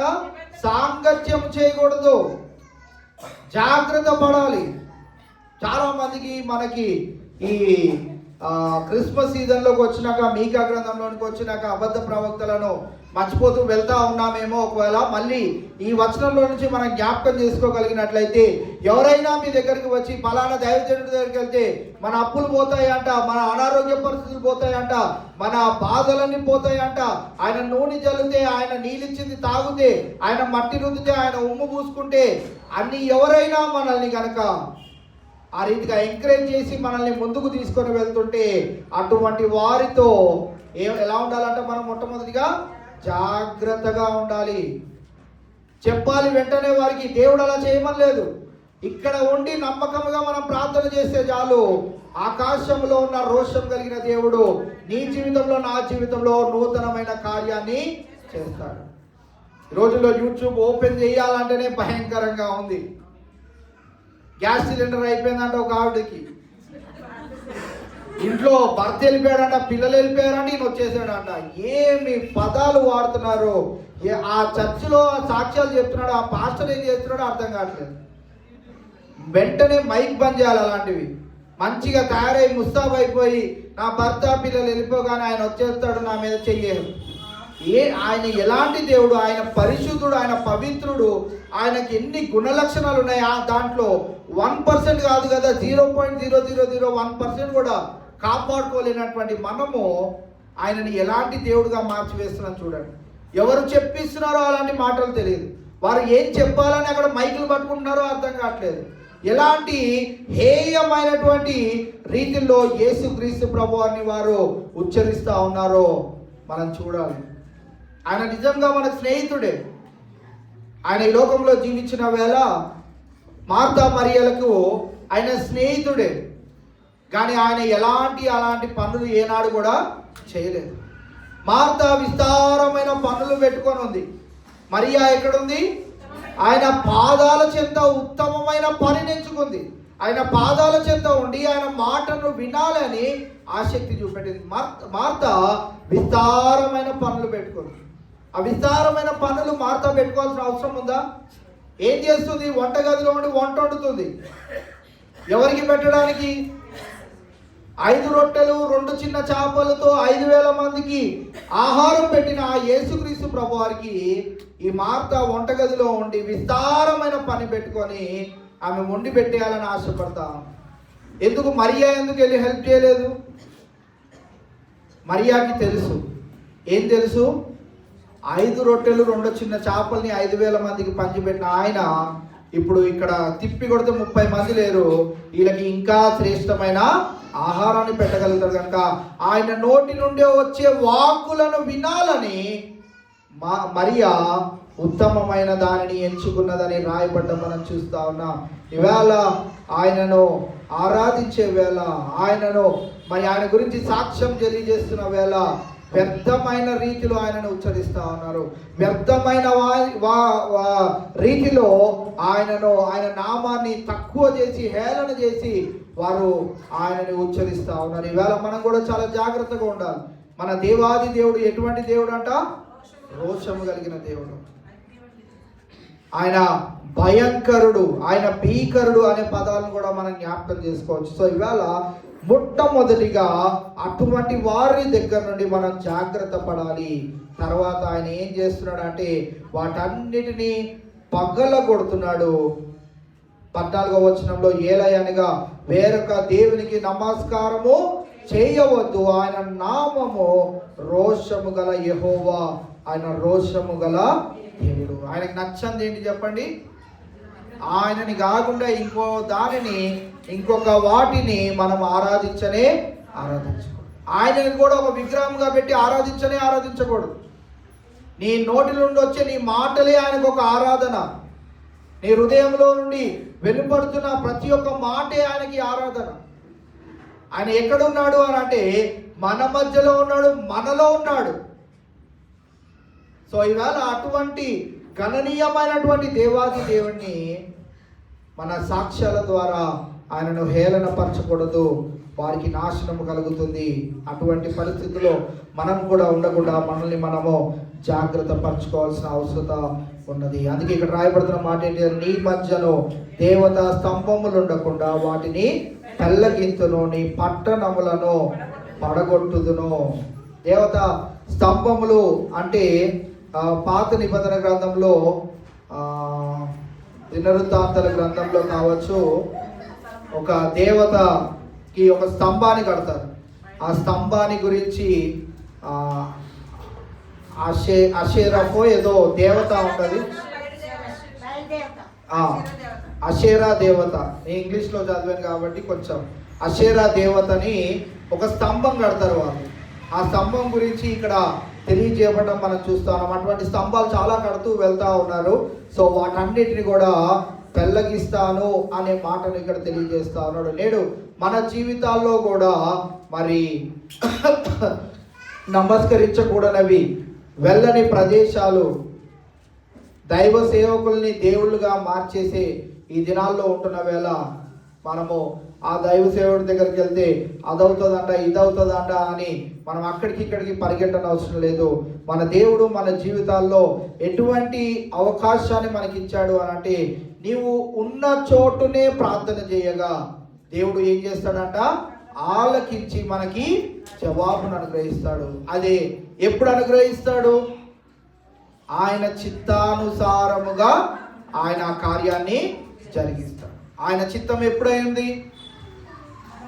ఒకటి గ్యారంటీ ఏంటి అంటే, నువ్వు అడిగినప్పుడైతే మాత్రము కాదు, నువ్వు అడిగిన వెంటనే అయితే మాత్రము కాదు. ఆయన చిత్తం ఎలా ఉంటుంది అని అంటే, నువ్వు అడిగింది కార్యం అయి ఉండొచ్చు, ఆయన నీ జీవితంలో మహా ఆశ్చర్య కార్యం చేయాలని. నువ్వు అడిగింది చిన్న ఉద్యోగమే కావచ్చు, ఆయన నీకు ఉన్నతమైన స్థితిలో నిన్ను ఉంచడానికి గొప్పదైనటువంటి ఉద్యోగం. సో ఇవాళ దేవుడు నేను అడిగినప్పుడు నువ్వు చిన్నది అడిగావు, ఆయన నీ జీవితంలో గొప్పదైనటువంటిది, నీవు ఊహించినటువంటి కార్యాన్ని ఆయన చేయడానికి సిద్ధంగా ఉన్నాడు. కనుక మనము ఇటువంటి స్తంభములన్నిటినీ మనము నాశనము చేసుకుంటూ వాటి జోలికి వెళ్ళకుండా మనల్ని మనము జాగ్రత్త పరచుకోవాలి. నీవు కార్యం చేయాల్సిన పాస్టర్ గారా దేవుడా? చెప్పండి.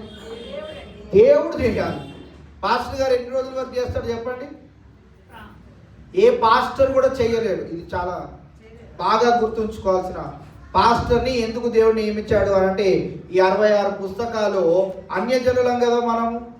అసలు ఆ దేవుడు ఎవరో, యేసుక్రీస్తు ప్రభువారు ఎవరో ఈ రోజుకి ఇన్ని సంవత్సరాలు రక్షింపబడిన మనకే తెలియదు. సో అవి తెలుసుకోవడానికి, వాటిలో ఉన్న విషయాలను మనం కనుగొనడానికి, ఆయనకి ఇంకా దగ్గరగా చేరువవడానికి, ఆ రాజ్యములో చేర్చబడేటట్లుగా విశ్వ ప్రయత్నాలు చేయడానికి దేవుడు సేవకులను నిలవబెట్టుకొని ఈ గ్రంథాల్లో ఉన్నటువంటి మాటలను తెలియచేయమనడానికి ఆయన నిలవబెట్టుకున్నాడు. ఆయన సిలువలో వేలాడి తిరిగి పునరుద్ధానుడై తండ్రి చెంతకు వెళ్ళిపోయిన అంతవరకు ఈ కార్యక్రమాలన్నీ దేవుడు చేశాడు. దాని తర్వాత ఇంకా వాటన్నిటిని ముగించి వేశాడు. అపోస్తులు కొన్ని కార్యాలు చేయగలిగారు. దాని తర్వాత ఇంకా వాటన్నిటిని దేవుడు ముగించి వేశాడు. ఇప్పుడు దేవుడు ఇచ్చిన గొప్పదైనటువంటి ధన్యత ఏంటి అంటే, ఆయన ఎక్కడో పరలోకంలో లేడు, నీలో నాలో నీ మధ్య నా మధ్య ఆయన సంచరిస్తా ఉన్నాడు. సో ఆయన కీర్తనకారుడు ఒక చోట ఇలా రాస్తాడు, ఎక్కడైతే ఇంకా 2-3 కూడి ఉంటారో అక్కడ ఆయన చెవి ఉంటుందంట, చెవి యొక్కి ఆలకిస్తూ ఉంటాడంట. సో ఈవేళ మనం జ్ఞాపకం ఉంచుకోవాల్సింది ఏంటి అని అంటే, మనం ఎక్కడికి పరిగెట్టని అవసరం లేదు, ఏ గొప్ప సేవకుడి దగ్గరికి వెళ్ళని అవసరం లేదు.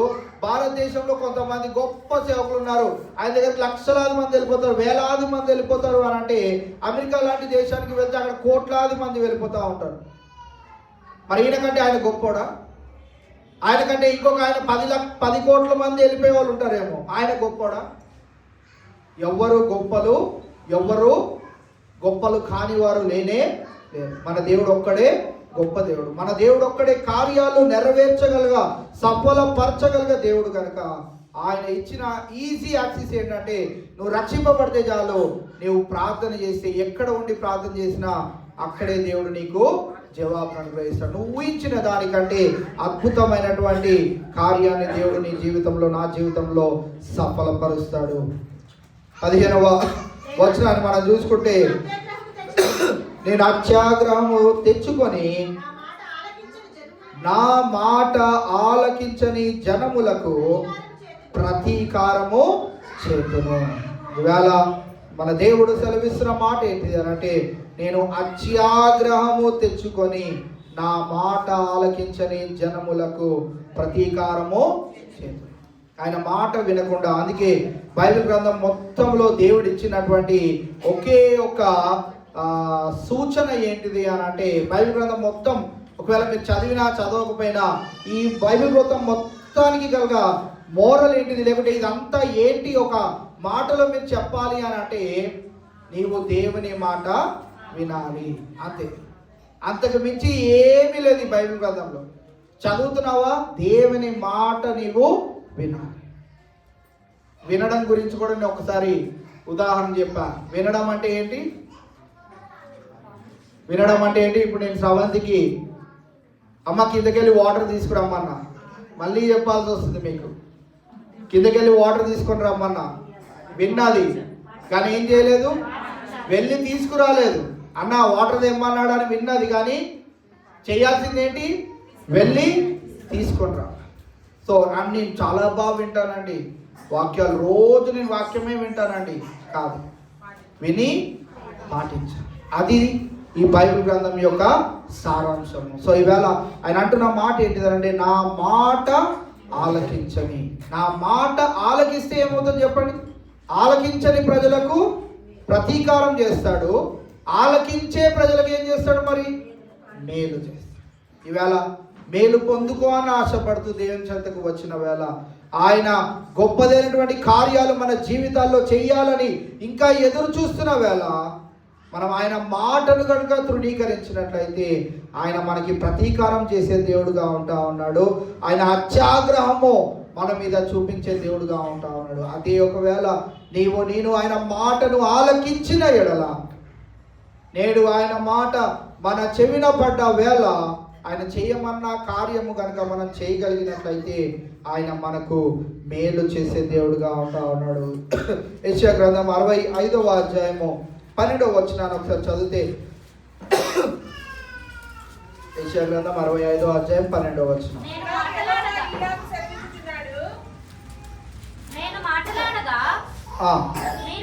దానిపైన 12వ వచనం చదువుతాను.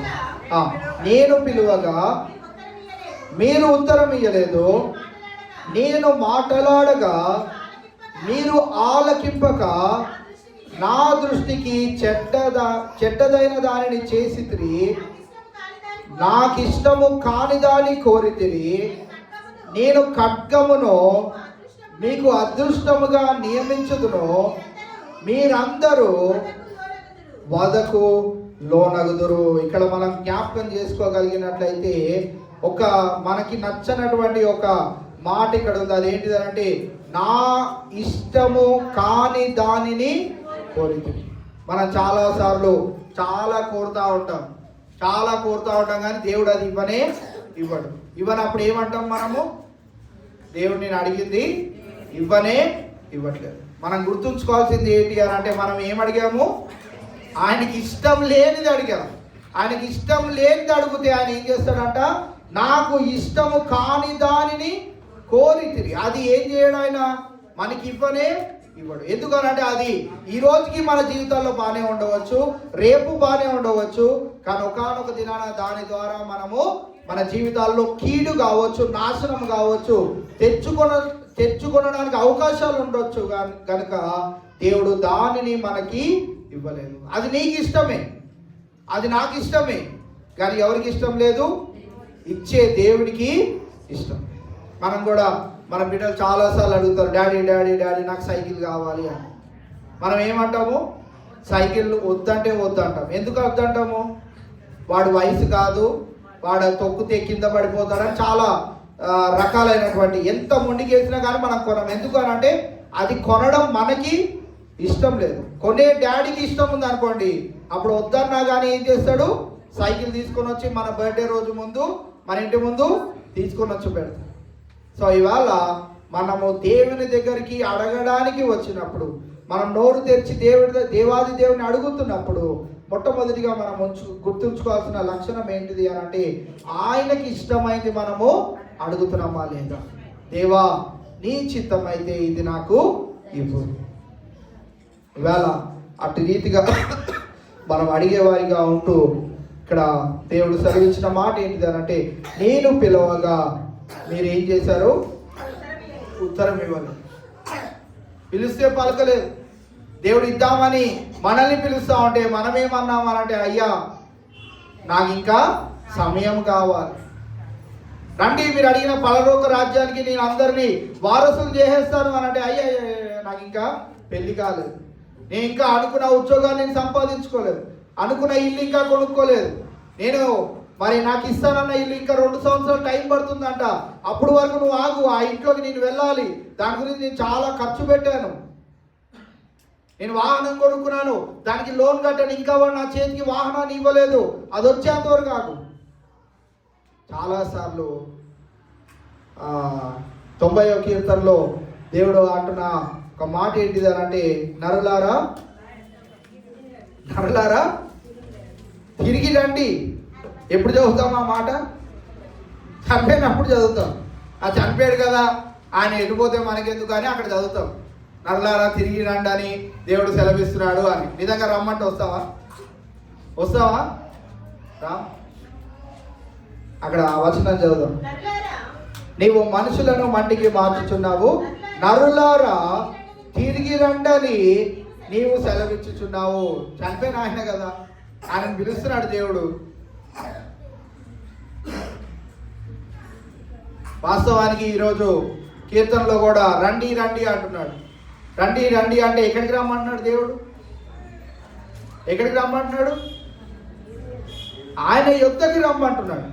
ఆయన యుద్ధకి వెళ్ళే ఆ యొక్క ఆశను మనం కలిగి ఉండాలి. ఎందుకు ఆశను మనం కలిగి ఉంటామంటే ప్రకటన గ్రంథంలో యోహాను భక్తుడు పరలోక రాజ్యాన్ని ఆయన కన్నులారా చూచిన సందర్భాలు అనేకమైన ఉన్నాయి. ఎందుకు అని అంటే ఆయన ఆ 7 గుర్రాలను నేను చూస్తున్నాను అని రాస్తున్నాడు. 7 సంఘాలను నేను చూస్తున్నాను, 7 స్తంభాలను నేను చూస్తున్నాను. అంటే ఆయన దేవుడు ఎక్కడికి తీసుకొని వెళ్ళాడు? ఆ రాజ్యంలోనికి తీసుకొని వెళ్ళాడు. అందుకే ఆయన పదాల్లో నుండి ఏమంటున్నాడు అంటే నేను చూసి తిని అంటున్నాడు.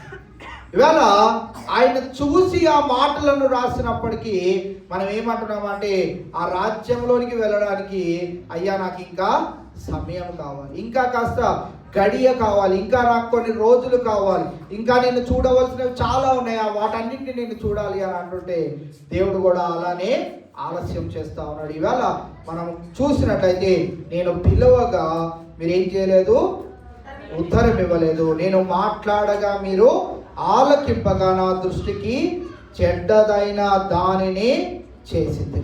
నేను మాట్లాడగా మనం ఏం చేయలేదు, ఆలకింపలేదు. ఆలకింపకపోవడమే కాదు, ఏం చేసామంట, ఆయన దృష్టికి చెడ్డదైన దానిని చేసింది. సో ఇవాళ అటువంటి వారిగా మనము ఉండకుండా మనల్ని మనం భద్రపరచుకోగలిగినట్లయితే గొప్ప మేలు, అధికమైన మేలు మన జీవితాల్లో చేసే దేవుడు మన దేవుడు. చివరిగా ప్రకటన గ్రంథము ఎవరైతే ఆ సాతానును హత్తుకొనకుండా దేవుని హత్తుకొని జీవిస్తారో వారి జీవితాల్లో దేవుడు కలుగు చేసే ఆ కార్యాన్ని మనము చూసుకొని ముగించుకుందాం. ప్రకటన గ్రంథం 21వ అధ్యాయము 7-8 వచనాలు చదువుదాం. జయించువాడు వీటిని స్వతంత్రించుకొనును, నేను అతనికి దేవుడినయ్యుందును, అతడు నాకు కుమారుడయ్యుండును.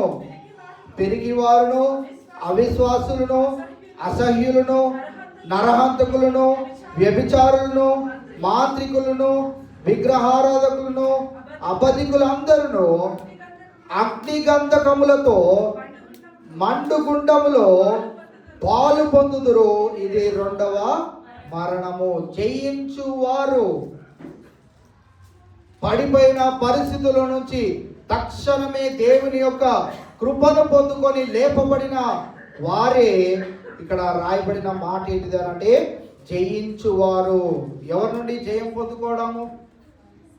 సాతాను నుండి జయము పొందుకోవడం. ఇక్కడ జయించిన వాడు వీటిని స్వతంత్రించుకొనును. వేటిని అని అంటే 21వ అధ్యాయం ప్రారంభం నుంచి మనకు తెలుసు కదా, దేవుడు ఏం చేయబోతున్నాడంటే కొత్త ఆకాశము కొత్త భూమిని చూచితిని, అక్కడ వాటన్నిటిని తెలియజేస్తూ ఇక్కడ 7వ వచనంలో అంటున్నాడు, జయించువాడు వీటిని స్వతంత్రించుకొనును, నేను అతనికి ఏంటంట దేవుడునై ఉందును, అతడు నాకు కుమారుడై ఉందును. మిగతా రాయబడిన ఇక్కడ 7, 8, 9 అంశాల్లో ఉన్న వారందరూ అగ్ని గంధకములతో మండు గుండములో పాలు పొందుదురు.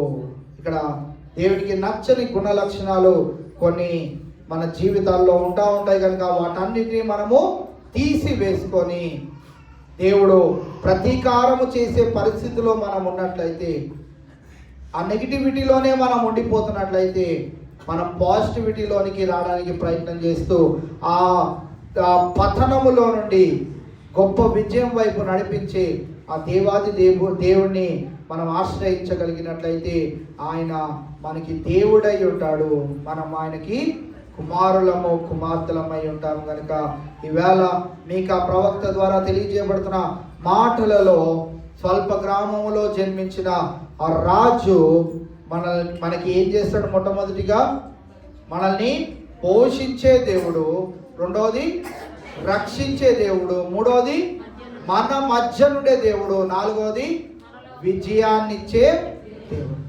సాతానుని హతమార్చి తన ప్రజలకు, తన బిడ్డలకు, తన వారసులకు విజయాన్నిచ్చే దేవాది దేవుడు మనకుండగా, నూతన సంవత్సరంలోనికి కొన్ని దినాల్లో మనం అడుగు పెట్టుచున్న వేళ ఆయన చిత్తాన్ని మనం కనుగొంటూ ఆ వాగ్దానం తీసుకొని సంతోషించడం కాదు, ఆ వాగ్దానం నా జీవితంలో నెరవేరుస్తున్నాడా లేదా.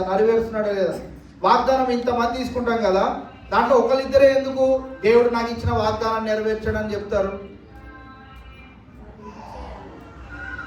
వాళ్ళు అనుకున్నది ఆ వాగ్దానంలో వచ్చింది, ఆ సంవత్సరం అంతా అయ్యింది. మిగతా వాళ్ళకి ఆ తీసుకున్న వాగ్దానంలో అదేది కూడా. అందుకే వాగ్దానం తీసుకోవడంలో తప్పు లేదు, కానీ ఆ వాగ్దానమే చాలనుకుంటూ ఆ వాగ్దానం నా జీవితంలో చెయ్యాలని ఆ ఒక్క వాక్యంతోనే ఉండిపోకుండా 65, 66 గ్రంథాల్లో ఉన్నటువంటి ప్రతి ఒక్క వాగ్దానాన్ని, ఇది నా కొరకే దేవుడు రాసించాడు, ఇది నన్ను విజయం వైపు నడిపించడానికే దేవుడు దీనిని ఈ గ్రంథంలో ఉంచాడు, ఈ గ్రంథాన్ని నా చేతుల్లో ఇచ్చాడు అని మనమందరం విశ్వసిస్తూ ముందుకు కొనసాగలిగినప్పుడు ప్రతి ఒక్క అపజయము నుండి విజయము పొందుకోగలుగుతాం. జయించిన వాడికి ఆయన దేవుడై ఉంటా ఉన్నాడు, వారికి ఆయన మనము కుమారులుగా కుమార్తెలుగా ఉంచబడతాము. కనుక అతి గొప్ప ధన్యత ఈ దినాల వాక్యం విన్న మనందరికీ పరిశుద్ధాత్మ దేవుడు నిశ్చయముగా దయచేసి నూతన సంవత్సరంలోనికి నూతన విజయములతో, నూతనమైన కార్యములతో దేవుడు మనల్ని ముందుకు నడిపించును గాక.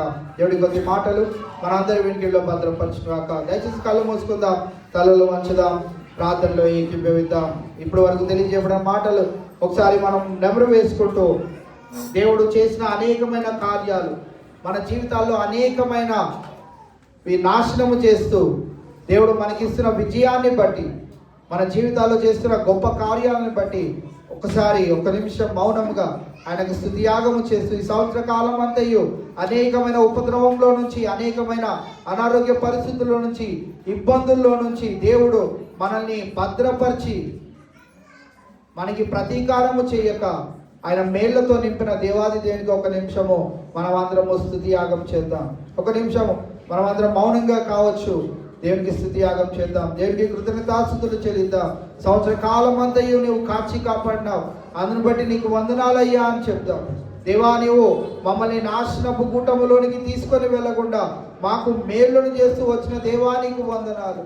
నీ మందిరానికి రమ్మని కోరి ఉన్నావు, వచ్చిన మాకు ప్రభువా నువ్వు చేసిన ప్రతి ఒక్క ఉపకారములను బట్టి నీకు వందనాలని ఆయనకు కృతజ్ఞతాస్తుతులు చెల్లిద్దాం. నోరు తెరుద్దాం, ప్రతి ఒక్కరము స్తుతి నైవేద్యములను దేవునికి అర్పణముగా చెల్లిద్దాం. ప్రార్థన చేద్దాం, ఒక నిమిషం ప్రార్థన చేద్దాం.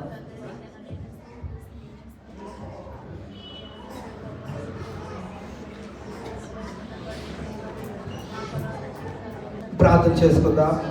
మమ్మల్ని అతి మిగిలిగా ప్రేమించిన మా యేసురాజా, మీ ఘనమైన శ్రేష్టమైన ఉన్నతమైన నామమునకే వందనాలు. స్తోత్రం దేవా. నేటి 2025 సంవత్సరము చివరి పరిశుద్ధ దినములో మేమందరము నీ సముఖంలోనికి చేరి ఈ రీతిగా నిన్ను ఆరాధించుకోవడానికి మాకు ఇచ్చిన ఈ మహాభాగ్యాన్ని బట్టి మీకే వందనాలు, స్తుతులు, స్తోత్రం దేవా. సంవత్సర కాలం అంతయు ఎన్నో అనారోగ్య పరిస్థితుల నుంచి, ఉపద్రవంలో నుంచి, ఇబ్బందుల నుంచి మమ్మల్ని కాచి కాపాడి భద్రపరిచి ఈ దినం వరకు ప్రభావ మమ్మల్ని సజీవితంలో ఉంచిన విధానాన్ని బట్టి నీకే వందనాలు, స్తుతులు, స్తోత్రం దేవా. వేళ ప్రభావ మరి మీకు ఆ ప్రవక్త ద్వారా ప్రభా తెలియజేయబడిన మాటలను బట్టి నీకే వందనాలు, స్తోత్రం ప్రభా.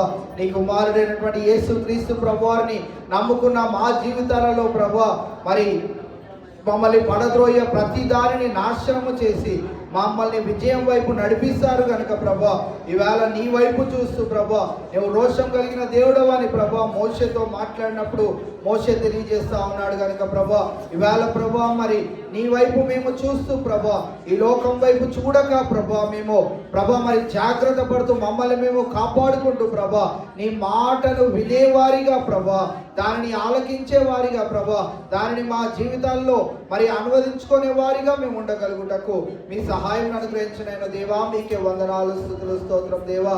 నేను ఈ దినాన ప్రభా నీ మందిరానికి విచ్చేసిన నీ బిడ్డలను బట్టి నీకే వందనాలు, స్తోత్రం ప్రభా. ఆసక్తితో ఇంతవరకు ప్రభా నీ మాటలను బిడ్డలు వినడానికి ప్రభా నీ వారికి ఇచ్చిన ఆ యొక్క అవకాశాన్ని బట్టి ప్రభా ఈ యొక్క వినడానికి గల ప్రభా మరి ఇచ్చిన ఆ యొక్క మంచి మనసును బట్టి నీకే వందనాలు, స్తోత్రం ప్రభా. విన్న వాక్యాన్ని సాతానుడు ఇక్కడ దొంగిలించకుండా వారి హృదయాల మీద మీరు ఈ మాటలను ముద్రించనైన దేవా మీకే వందనాలు, స్తోత్రం ప్రభా.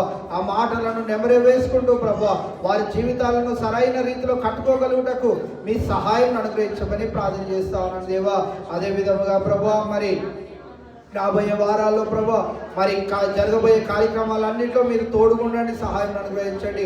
ఈ సంవత్సరపు ముగింపు దినాన్ని ప్రభా మేమందరము ప్రభా ఇంకా అనేక సంఖ్యలో ప్రభా నీ మందిరంలో సమయాన్ని గడుపుతూ ప్రభా మరి నూతనముగా మా జీవితాలను ప్రారంభించగలుగుటకు మీ సహాయం అనుగ్రహించమని ప్రార్థన చేస్తా ఉన్నాను దేవా. నూతన సంవత్సరంలో నూతనమైన కార్యములు నీ చిత్తానుసారమైనటువంటి నీకు ఇష్టమైనటువంటి కార్యాలు మా జీవితాలలో మేము చూడగలుగుటకు మీ సహాయం అనుగ్రహించమని ప్రార్థన చేస్తా ఉన్నాను దేవా.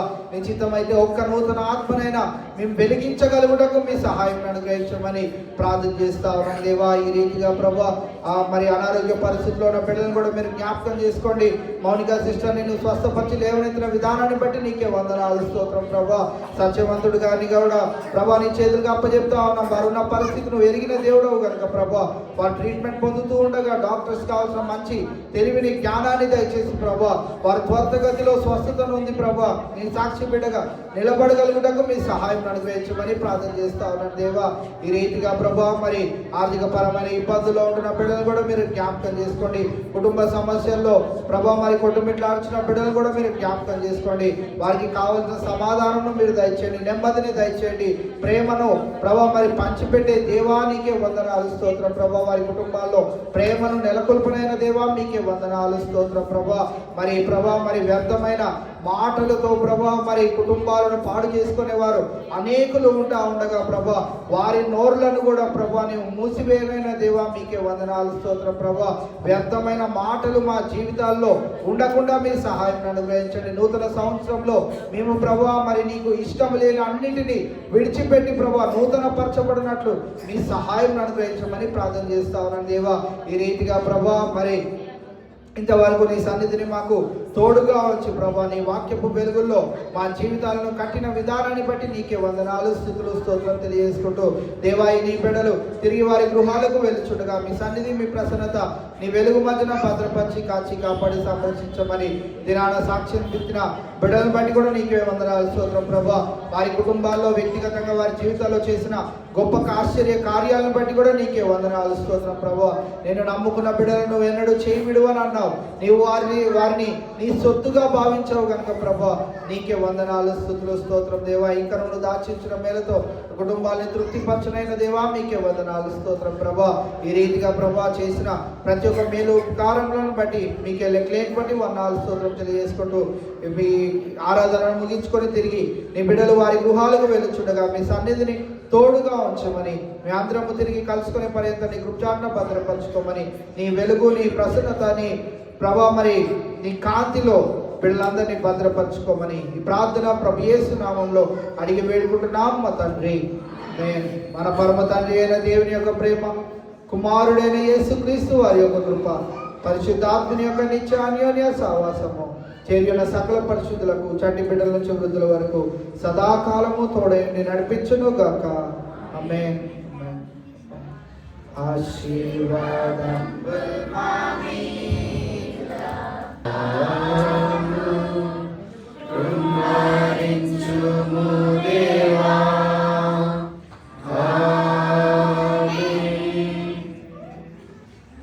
దేవుడు మిమ్మల్ని అందరినీ దీవించి ఆశీర్వదించుగాక. మరి ఒకసారి మీ అందరికీ హృదయపూర్వక వందనాలు తెలియజేసుకుంటూ 30వ తారీఖున ఉదయం 11 గంటలకు మరి భారతీ నరసింహ గారి యొక్క గృహం దగ్గర జరిగే ఆ యొక్క కూడికలో మీరు అందరూ పొందవలసిందిగా మీకు మనవి చేస్తా ఉన్నాం. మరి రావాలని ఆశ కలిగిన వారు మరి సమయానికి 10:30కి ఎలా మీరు రాగలిగినట్లయితే వారి ఇంటి దగ్గరికి వెళ్ళి ఆ కూడికను జరిపించడానికి మరి సమయము బాగుంటుంది కనుక మీరు అందరు గమనించుకోండి. మిగతా కార్యక్రమాలు మీకు తెలుసు కనుక 31వ తారీఖు సాయంకాలము 9 గంటలకి ఆరాధన ప్రారంభించబడుతుంది. అలాగే ఫస్ట్ ఉదయం 10 గంటలకు ఆరాధన ప్రారంభించబడుతుంది కనుక ఈ సమయాలన్నింటినీ మీరు దృష్టిలో ఉంచుకొని పొందవలసిందిగా మరి ఒకసారి మీకు మనవి చేస్తూ దేవుడు మిమ్మల్ని దీవించి ఆశీర్వదించుగాక.